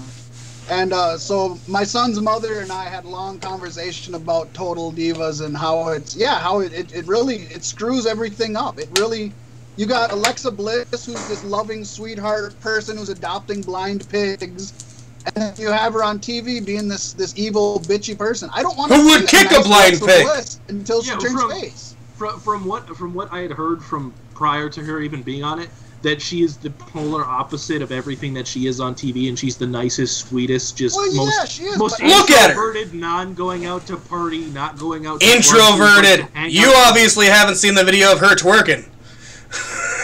Yeah, right? Oh, the fake one? Well, she grew up being a female bodybuilder, like, from the age of 13. So she's been structured in just doing this. And then they also, that's how they murdered Paige's characters, because they were like, you're not the anti-diva, you're the most prissy bitch in the world due to this fucking show. It would have been great to have her and Del Rio. Murder her own career. Well, no, I'm saying way before. By the way, has anybody seen the newest leak with her doing a deep throat while on the phone?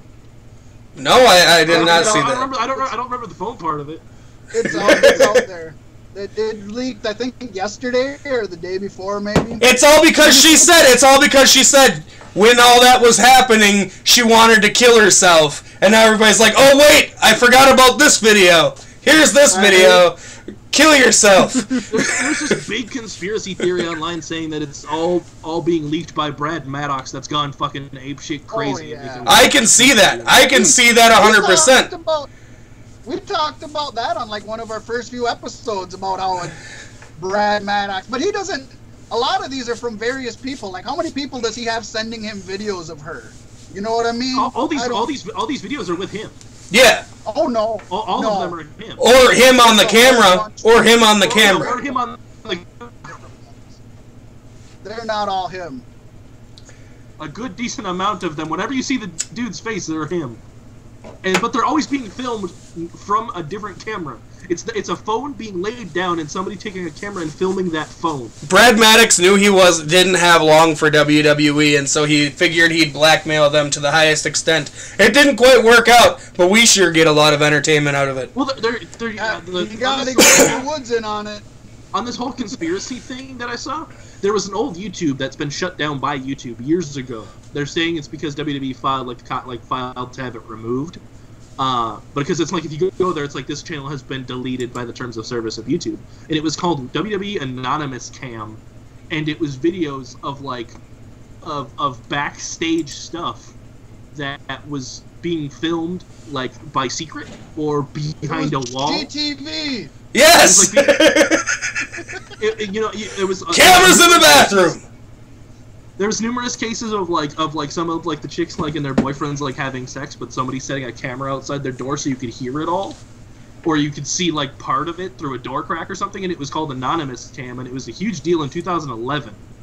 And then after 3 months or 4 months of it existing, uploading weekly videos of not fake stuff, it got removed from YouTube and never brought up again. Yeah. So they all thought that it was Brad Maddox recording that, and that's why he got let go. Is because he got found out for recording. What do people think they do? They're stuck on the road for fucking almost a year at a time. They're gonna fuck. They can't do drugs anymore. Well, we went on this tirade, Paige, right? I did. They can't do drugs anymore. So look what happened to Bray. They play video games and they fuck. That's what they do. Exactly. That's all they do nowadays, and it's killing the product. I want my fucking coked up fucking promos, baby. I want my Did you see? No, you shared it. You shared it earlier today. Fucking Randy Savage singing Jingle Bells. That was the best. Bells? Oh yeah, that is the best thing. That is my favorite thing now. Is Macho Man Jingle Bells. That's my holiday fucking pleasure. All right, we're gonna move on now. In a weird, bizarre twist.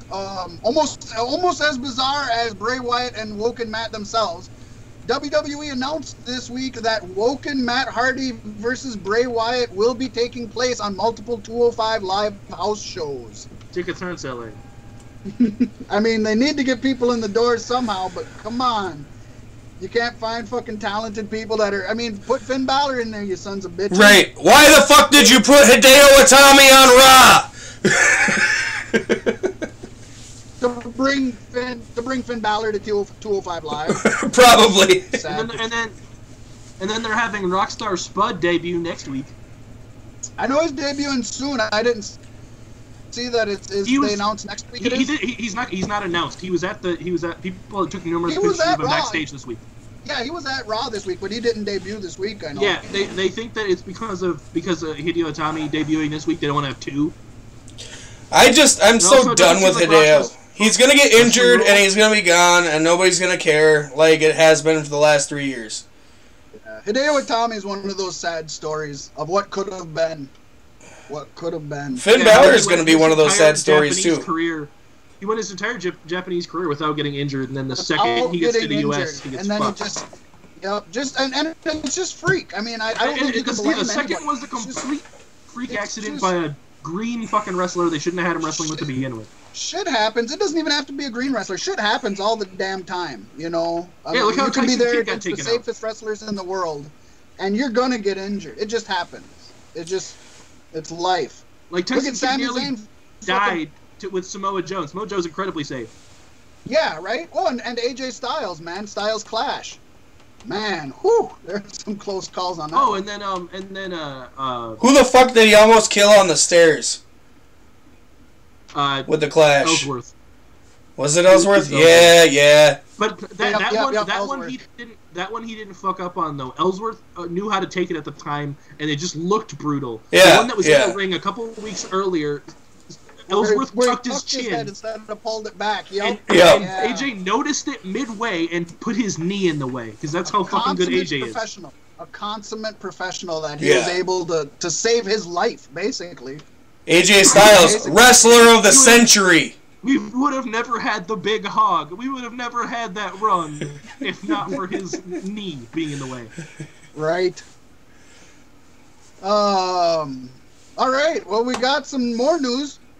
Not only Rockstar Spud coming up, according to a report from PW Insider, word around the Performance Center is that a top cruiserweight and a top tag team are expected in NXT for January. Now, Hanson and Rowe of War Machine and Ricochet are the wrestlers that are expected to debut. It's not official. War Machine recently finished up with Ring of Honor at the last set of TV tapings. That may be spoilers for some folks, I don't know, and have been on WWE's radar for some time now. If anybody knows Hanson and Rowe, they are definitely WWE material. Yeah. Very good. In the case of Ricochet, his Lucha Underground contract was preventing him from signing with the company because they still had air dates. He's been so furious about it publicly. Oh yeah.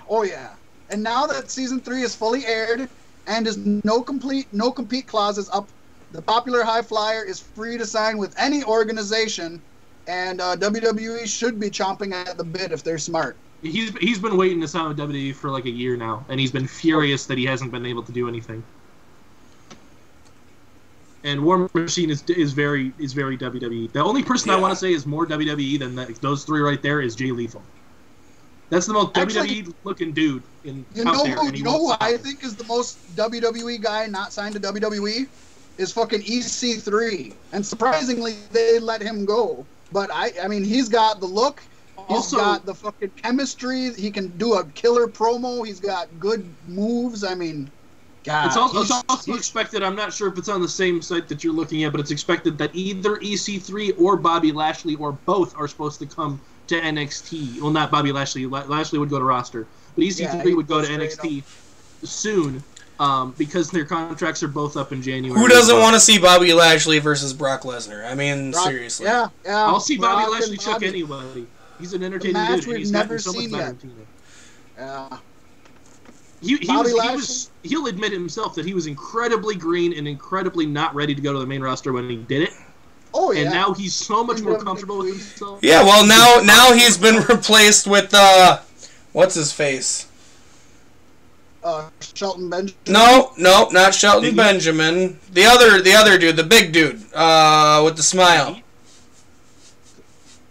Apollo Crews? Oh! Yeah, Apollo Crews.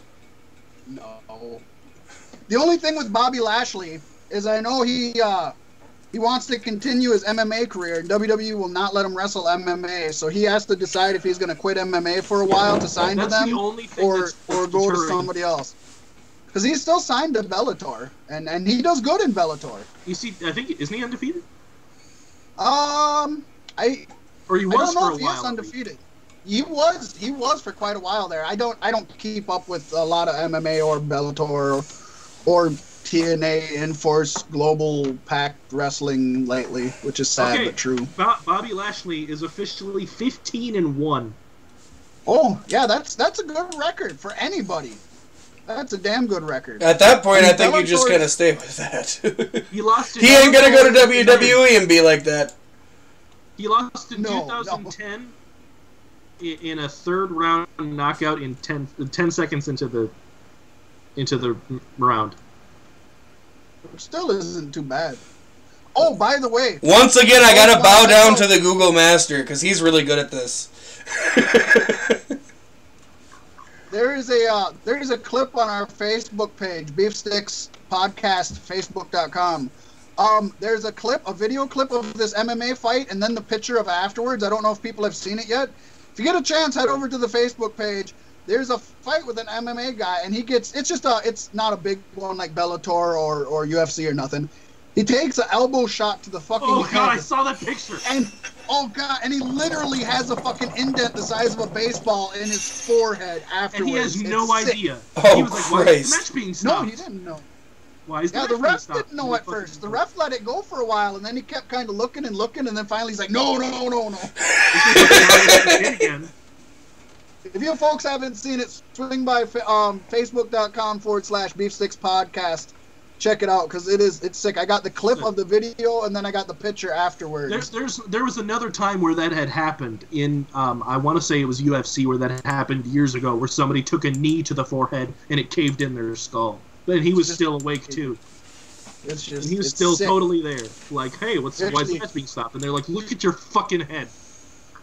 We actually have more sick video shit to talk about coming up. So I'm gonna keep it moving.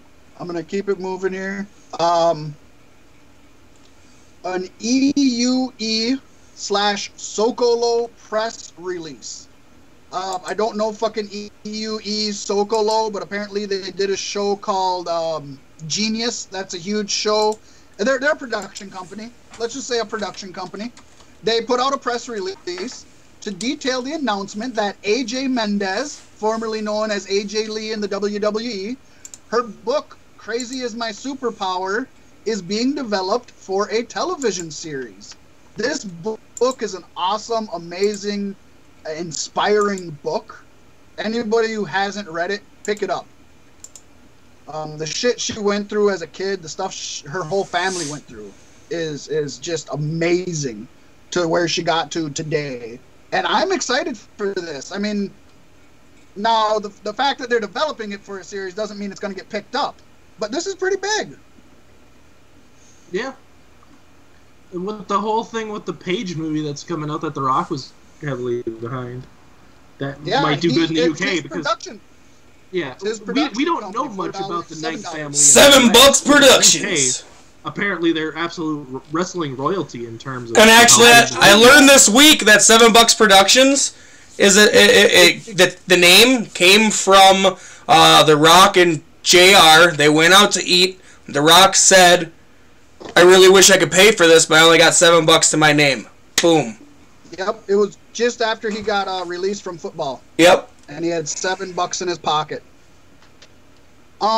Actually, there's a really good documentary called Wrestling with My Family. I believe that's what it's called. Or is that what her book is called now?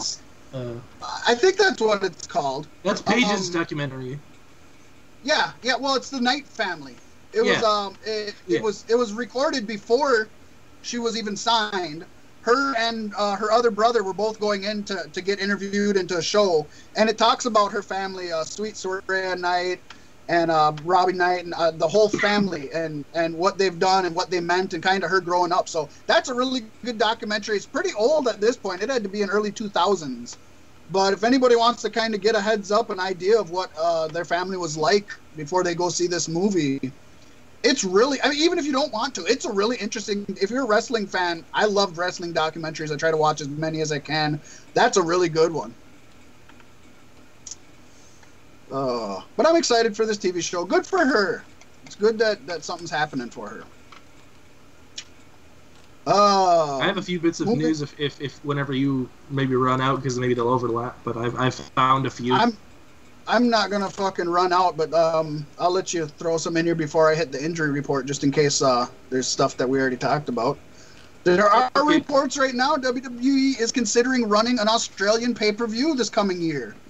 WWE has ran several successful live event tours in Australia, including 2002 when WWE presented the very first Global Warning pay-per-view and tour, which drew over 50,000 fans to Melbourne, Australia. According to a report from the Pro Wrestling Sheet, there have been internal discussions about holding a pay-per-view, perhaps using the Global Warning moniker again in 2018 at the Melbourne Cricket Ground. That venue holds 100,000 people.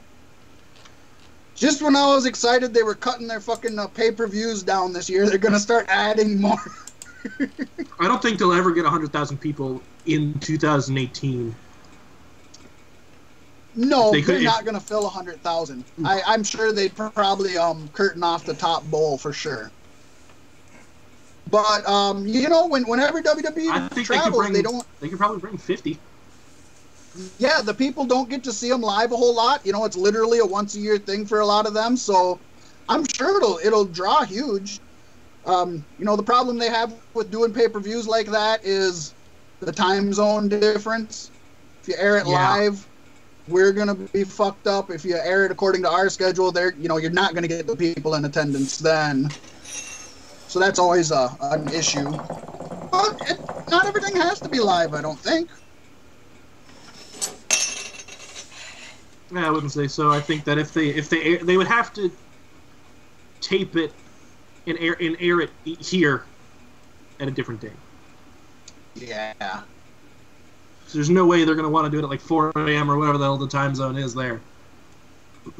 I'll skip this next one because it's not a big deal.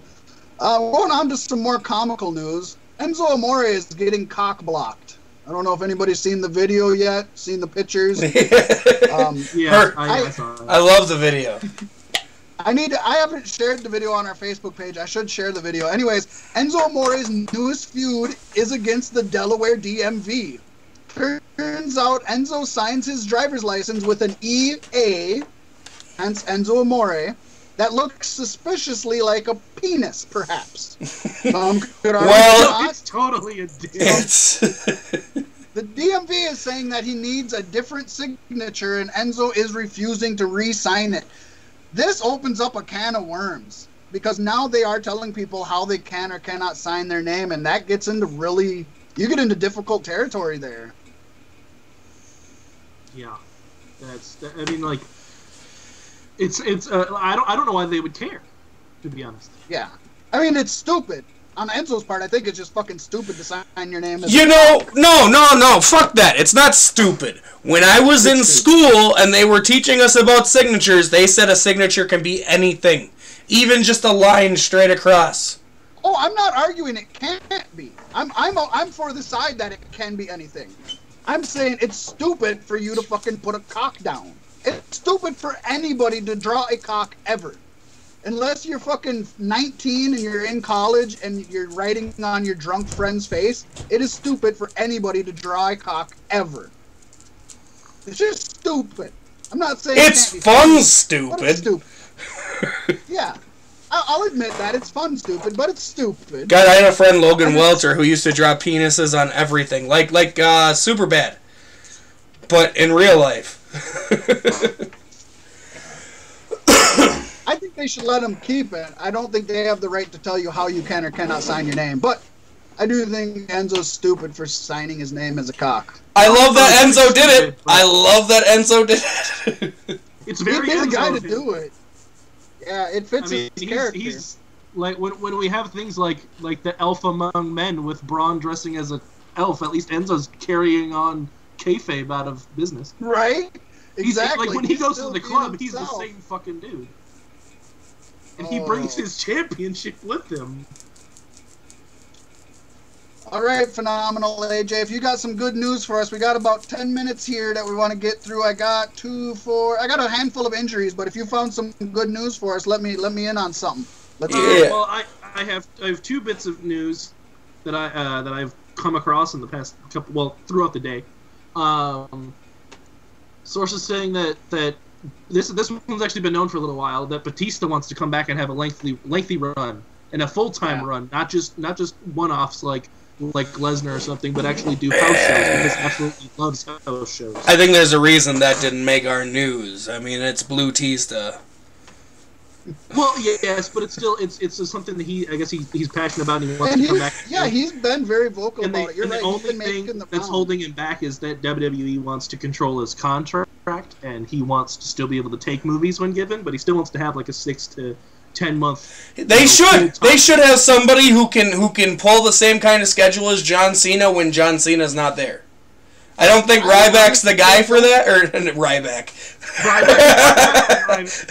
I don't think Batista's the guy for that, but no, I don't think WWE wants Batista. They got such a full locker room now. I don't think he's profitable. Especially imagine, we're on the precipice where the people are torn. Daniel Bryan coming back to WWE, Daniel Bryan not coming back to WWE. Batista already fucked Daniel Bryan before. So for him to come in now would probably be a bad idea. Yeah, I just thought I would bring that one up because that seems like he's really serious about it. And I don't think anybody is. If he's serious about it, good. I would be split about it. I wouldn't really mind it. I don't know that I care. I mean, it depends if he's trying to hold, apparently he's not minding with like the whole win-loss ratio. Like, if whenever Jericho comes back, he doesn't care if he loses, he just wants to put on a good show. Whereas to when Lesnar comes back around, he needs a title or he's not showing up. Right. Jericho will come back. Well, he gets a title and still doesn't show up. Not do anything. And he will lose every one of them if he can put on a fun show and make people laugh. Yeah. One of the other ones, this one's a small one. I don't know if it might be in your injury report. Probably isn't, though, because it was just released about 2 hours ago. That the whole thing that happened the other day during 205 Live when somebody chucked a bottle at Kalisto's face when he was down. That is at my. That it blew his fucking mouth up, and he's got stitches, and his face his mouth is all fucked up because of that bottle. Because of a water bottle. Yeah, that's just. And that's why people thought, oh man, he sold it so well, but no, he got his fucking mouth fucked up by a bottle. He sold it all right because it was real. Because it was real. Yeah, if anybody out there hasn't seen it yet, it's everywhere online. Just go and search for it. They fucking just chucked that bottle at Kalisto's face while he's lying on the ground selling a move already. and from what people in the crowd have said, he was kicked out and arrested. Well, yeah, he should be. That's assault. He was arrested for it. And that was a short bit that I just stumbled across. Granted, I've been to a JCW show, and they throw far worse things into the ring than a fucking water bottle, and nobody gets arrested. So. Well, they're not WWE though. I've been to a SmackDown and an NXT this past year, and it says if you throw anything, we will remove you. We will ban you from coming back, and we will. That woman didn't get arrested when she grabbed Roman Reigns' ass. Yeah, and that damn I was gonna say that 10-year-old boy didn't get arrested for slapping Alexa Bliss's ass. Did you see the house show video where somebody chucked a Money in the Bank briefcase at Roman Reigns' head? Fuck yeah! Yeah, and all these people are cash in, and he chucks it, and they're all like, we didn't mean like that, you asshole. Just hit him right in the fucking head with it. Yeah, it hit him square. And the other bit of news was regarding the Rich Swann incident. That apparently everything's been kind of dropped. All of the charges have been dropped against him. Tell it, he got Jerry the King Lawler's lawyer. Jerry Lawler's, Lawler's attorney. That his wife dropped everything, but since there's still witnesses, they have to go through a civil suit and wonder if just the Attorney General will say yay or nay for it, but that she's dropped everything and she's reconciled because they've been married for 7 years. The problem is, even if he gets charged with nothing, he's not a big enough star to get through this. I think he's buried in WWE if he stays around. I think the only thing that the WWE, if they keep him, The only thing they will do is they'll keep him under wraps for like 6 They need to months. put him in that mixed match show. That's what they need to do. They'll beat him, Ron. They'll beat him, Ron. Well, I mean, to be honest, like, I had to, like, a lot of people had different stories about this. He didn't hit anyone. He didn't strike or throw a punch or a kick. He had her in a chokehold. No, he had her in the DDT hold. Not he didn't. What? They said she was being choked. Chokehold. They said it wasn't around her throat; it was around more of her head. Oh, of course, of course. That was A the black one- man wouldn't choke an Asian woman, a nice Asian woman like that. Yeah. Unless she The asks whole for it. story though is really crazy because there's apparently 2 witnesses. There's different stories from 2 witnesses, and the woman's story is completely different than those two. And then his story is, you know, is going to be the I didn't do anything. Well, That's yeah. just how it is. But like one person was like they got in an accident, and the other witness is like no they didn't get in an accident. This is what happened. And then she's like no there was no accident. This is what happened. So every witness has a whole completely different story of what happened. And I don't know what the witnesses would have to do with lying about anything because they didn't get anything out of it. Well, you just in the spur of the moment you see what you see, and nobody sees the exact truth, and you remember what you remember. You know, that's a big difference. Yeah. What you see and what you remember can be different. Yeah, like They've saying done one so person many they hit the studies pole, on and this. the woman was like, "No, we didn't," and it's like she got out, and the car was going full speed, and she's like, "No, it was stopped. I didn't get out of a moving car." And then he was like, "Well, I was rolling to a stop, and she opened the door, and that's when I was like, holy shit, you're getting out on the highway." I It's like Rich a clusterfuck Swan. of a story. I hope the best for him. I want to see him. I want to see him prosper in WWE, but we'll just let it play out. I'm going to try to quickly go through these injuries here. We got just a handful of minutes left. You folks have to go to Facebook and watch this one, unless you're squeamish. If you're squeamish or squirmish or then don't. Beef Sticks on Facebook, facebook.com/beefsticks. Goya Kong. She wrestles for the AAA promotion. She suffered a very gruesome injury. Yeah. Where she literally snaps her leg in half after a somersault dive off the ring apron. Does it make me a bad person to love to watch things like that?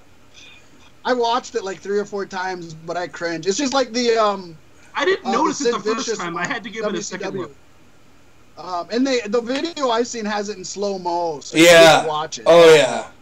According to the UK Sun, Kong has undergone surgery already and is likely sidelined for 6 to 12 months, and will reportedly need a mobility aid to stay off of her foot. No shit. Right. She's a pretty bigger big so that's woman. gonna be rough. I hate to say it. Yeah. It's a sick video. If you guys haven't seen it, check it out. I hope a speedy recovery for her, and I hope this just... From what I hear, she's already got dates planned for when she's supposed to be done. So, I mean, she's not taking any time off for this. God bless her. Dean Ambrose. Ambrose's elbow injury. So we all know there's... I guess we haven't talked about it on the show yet. He had his arm injured in storyline, and that's fake. Or his quarm, as WWE put. QARM. He had a quarm injury. That is fake, that is storyline, but that's because he does need surgery for his elbow. An injury that dated back to the TLC pay-per-view, when we all seen him fucking get slammed on the table. Yeah. And I am God. the table! Yeah, he ran into rough luck with tables. Yeah, so apparently Ambrose's elbow swelled up immediately. He had to have surgery now, which was yesterday. What a better way to lead into surgery than having your arm slammed in a box. I know, right? But he had the surgery now so that he could be back in time for Mania. He could have put this off and worked through it, but there's a chance he'd get injured worse and he'd be out for Mania. So this is the best case scenario for him. We're still 4 weeks from Rumble. I think he could be back at Rumble just to surprise people. He could. It'd be a cheap cool. surprise Is entrant. he gonna John Cena the fuck out of it? I wouldn't recommend it, but... Jinder Mahal. Let's talk about him. After yelling at fans on Twitter, by yelling I mean all caps and exclamation points, stating to the otherwise, he is now finally admitted to an injury. He was on Athlon X's YouTube channel. In the video... Who the fuck is Athlon X and why is isn't he on our YouTube channel? let's fucking go to Athlon X and hit up the comments. In the video, Jinder reveals that he tore his labrum, which is a shoulder muscle. His labia that he's been growing since he started taking steroids. So he did this 2 to 3 months ago, and I think it was only about a month ago he's yelling at people on Twitter saying, "You keep saying I'm injured, I'm not injured, I'm the modern day Maharaja." So, fuck him. Anyways, he injured it while pulling the top rope in a match. So it's one of those, like, Sami Zayn things, where it's just like an injury can happen at any time. He says that he has been working through the injury ever since, and notes that he even had a 25-minute match with Shinsuke Nakamura in Japan. So, he'll be out for a little while. It happens. I don't think anybody's going to miss him. I'm just waiting for all the conspiracy theorists to say that's the only reason he dropped the belt, too. Well, I think it was pretty confirmed that his whole run was to make India buy into him. And then they kind of found out that it doesn't matter whether he's champ or not. India doesn't have the money to buy into anyone. Well, India didn't even buy into him. They were India wasn't interested in him regardless, but India doesn't have the money to buy into anyone. He's fucking Canadian. Nobody fucking in India cares. He's fucking Canadian. he actually, when he goes to Canada, he gets a roaring ovation. Right? They love him in Canada. They even had a big thing. They had a big news thing when he won his title and stuff, and they gave him a medal and shit in Canada. Yeah, Canada. WWE didn't cover that. Fuck out of him. Medusa. Does anybody remember Medusa? Former WWE Hall of Famer. She also went as Alundra Blaze. I liked her as a monster truck driver. Yeah, right? She was for a while.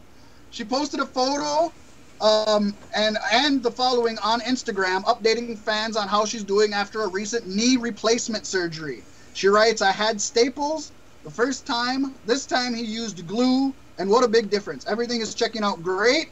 A few tight muscles and tendons, but to be expected for a revision partial of only 5 months to a total knee." So hopefully in 5 months she's going to be fucking getting a whole knee in there and hopefully fucking hobbling her ass over to Tony Schiavone's. Tony Schiavone would like a visit from Medusa. Tony Schiavone is just inconsolable after the death of Tom Zink. Oh, Tom Zink! He's the Tom Zink man. He is a Tom Zink man. But you know what I've heard about Tommy Young? I don't think we've ever told the Tommy Young story on Beef Sticks. So allegedly, and this comes from David Flair, he was in the locker room one time, and the Barbarian, I don't know if folks remember the Barbarian from WWF and WCW days, he's a big badass, legitimate badass Tongan. And he looks at Tommy Young, who was a referee. He did wrestling too, but he was a WCW referee, and he looked at Tommy Young and said, "Tommy Young, reach up here and jerk me off." And Tommy Young just kind of looks at him and he's like, "Tommy Young, it's happening one way or the other, either the hand or the ass. Jerk Barbarian off." And if anybody knows who the Barbarian is, I tell you what, I'd probably reach up there quick as shit and start pulling, man. Barbarian was apparently the guy that was standing outside of Vince's room while Nails was assaulting him. Tommy Young? No, Barbarian was apparently standing outside of Vince's room to make sure nobody came in and bothered them. When Nails attacked him. Barbarian's legit badass. And Barbarian didn't get affected by it. He was still on TV. He didn't get fired for it. And who's gonna fucking, you gonna tell him he can't wrestle? Yeah. He probably fucking, Vince probably gave him a off. fucking hand job afterwards. What are you talking about? The last thing I want to say is the AJ Styles. There's been rumors of AJ Styles' knee injury. Apparently those are false, according to Dave Meltzer. Dave Meltzer usually knows his shit. So according to Meltzer, all these rumors going around about AJ having a knee injury are false. The future will tell. I don't know, but as of now, I'm erring on the side of they're false. I haven't heard anything from AJ, and Meltzer says it's false. Meltzer's he's not always dead on with like some storyline stuff, but he's always usually dead on about injury. Yeah, he's usually he never gets wrong about injury. I think we'll save 2 tweet for next week unless anybody wants to keep going on longer. Either that or we could just put 2 tweet on Facebook since it's a visual thing and people can actually see it then. I can post a bunch of the 2 tweets there and just let them go and check out. Give them a reason to check out facebook.com/. Right, it's a Facebook exclusive. Plugged it. I've been plugging it all night. Plugging it all night. So. God, what a fun night. This has been good. This has been good, Shaw. I appreciate you, man. I like your input. I like your knowledge of wrestling, both past and current. I enjoy that. Definitely get a hold of us anytime you want to be on the show again. Yeah, I like hearing different. I like having varied opinions. I'm not sure why I waited so long. I just kind of was staring at like a post once, and I was like, "Hey, why haven't I been on this? I think I meant to post on this like months ago." And I just never did. Oh, we've enjoyed having you. It's stuff I like talking about, and I don't really have too many people to talk about it with. Well, we're on episode 39. You just had to wait till we had some credibility, right? I couldn't let my YouTube credentials of my millions of views and whatnot that are from years ago. Couldn't let them go to waste. Shit.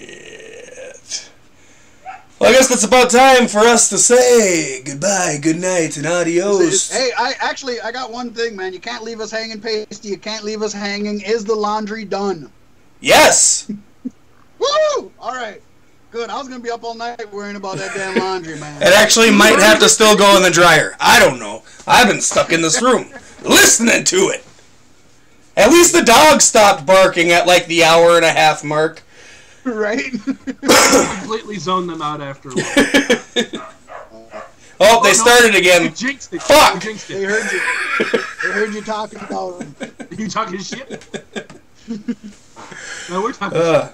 My dog's been so bad lately. Like, I'll be sitting there in the morning even. Not just when I get home from work. In the morning, she'll stand there, she'll stare at me, and she'll just scream at me. Ruh! Ruh! Ruh! Until I pet her. And if I stop petting her, she goes right back to it. Like, holy shit. Are you dying? Why do you need this attention right now? Right. Oh. And another note, I named a dinosaur in my art game a bulldog. I named it Frank. For obvious reasons. Aww. Yeah. That's so sweet. Yeah. I love him. I love one him thing too. I like about having small dogs, man. They don't wake me up because they just cuddle with me in my bed. They're just there. Oh. Well, Shaw, thank you again. We appreciate having you. Everybody, thank you for tuning in to us. Make sure to comment. Make sure to download, click. Whatever you do, we thank you for it. Like, comment, subscribe. I'm Pasty White. Who are you? Be silent. Silent but deadly. The phenomenal AJ Shaw, ladies and gentlemen. Yes. If my name was a little bit closer to Styles, it'd be actually easier to do. Right. Well, it starts with an S. So. Yeah, that's something.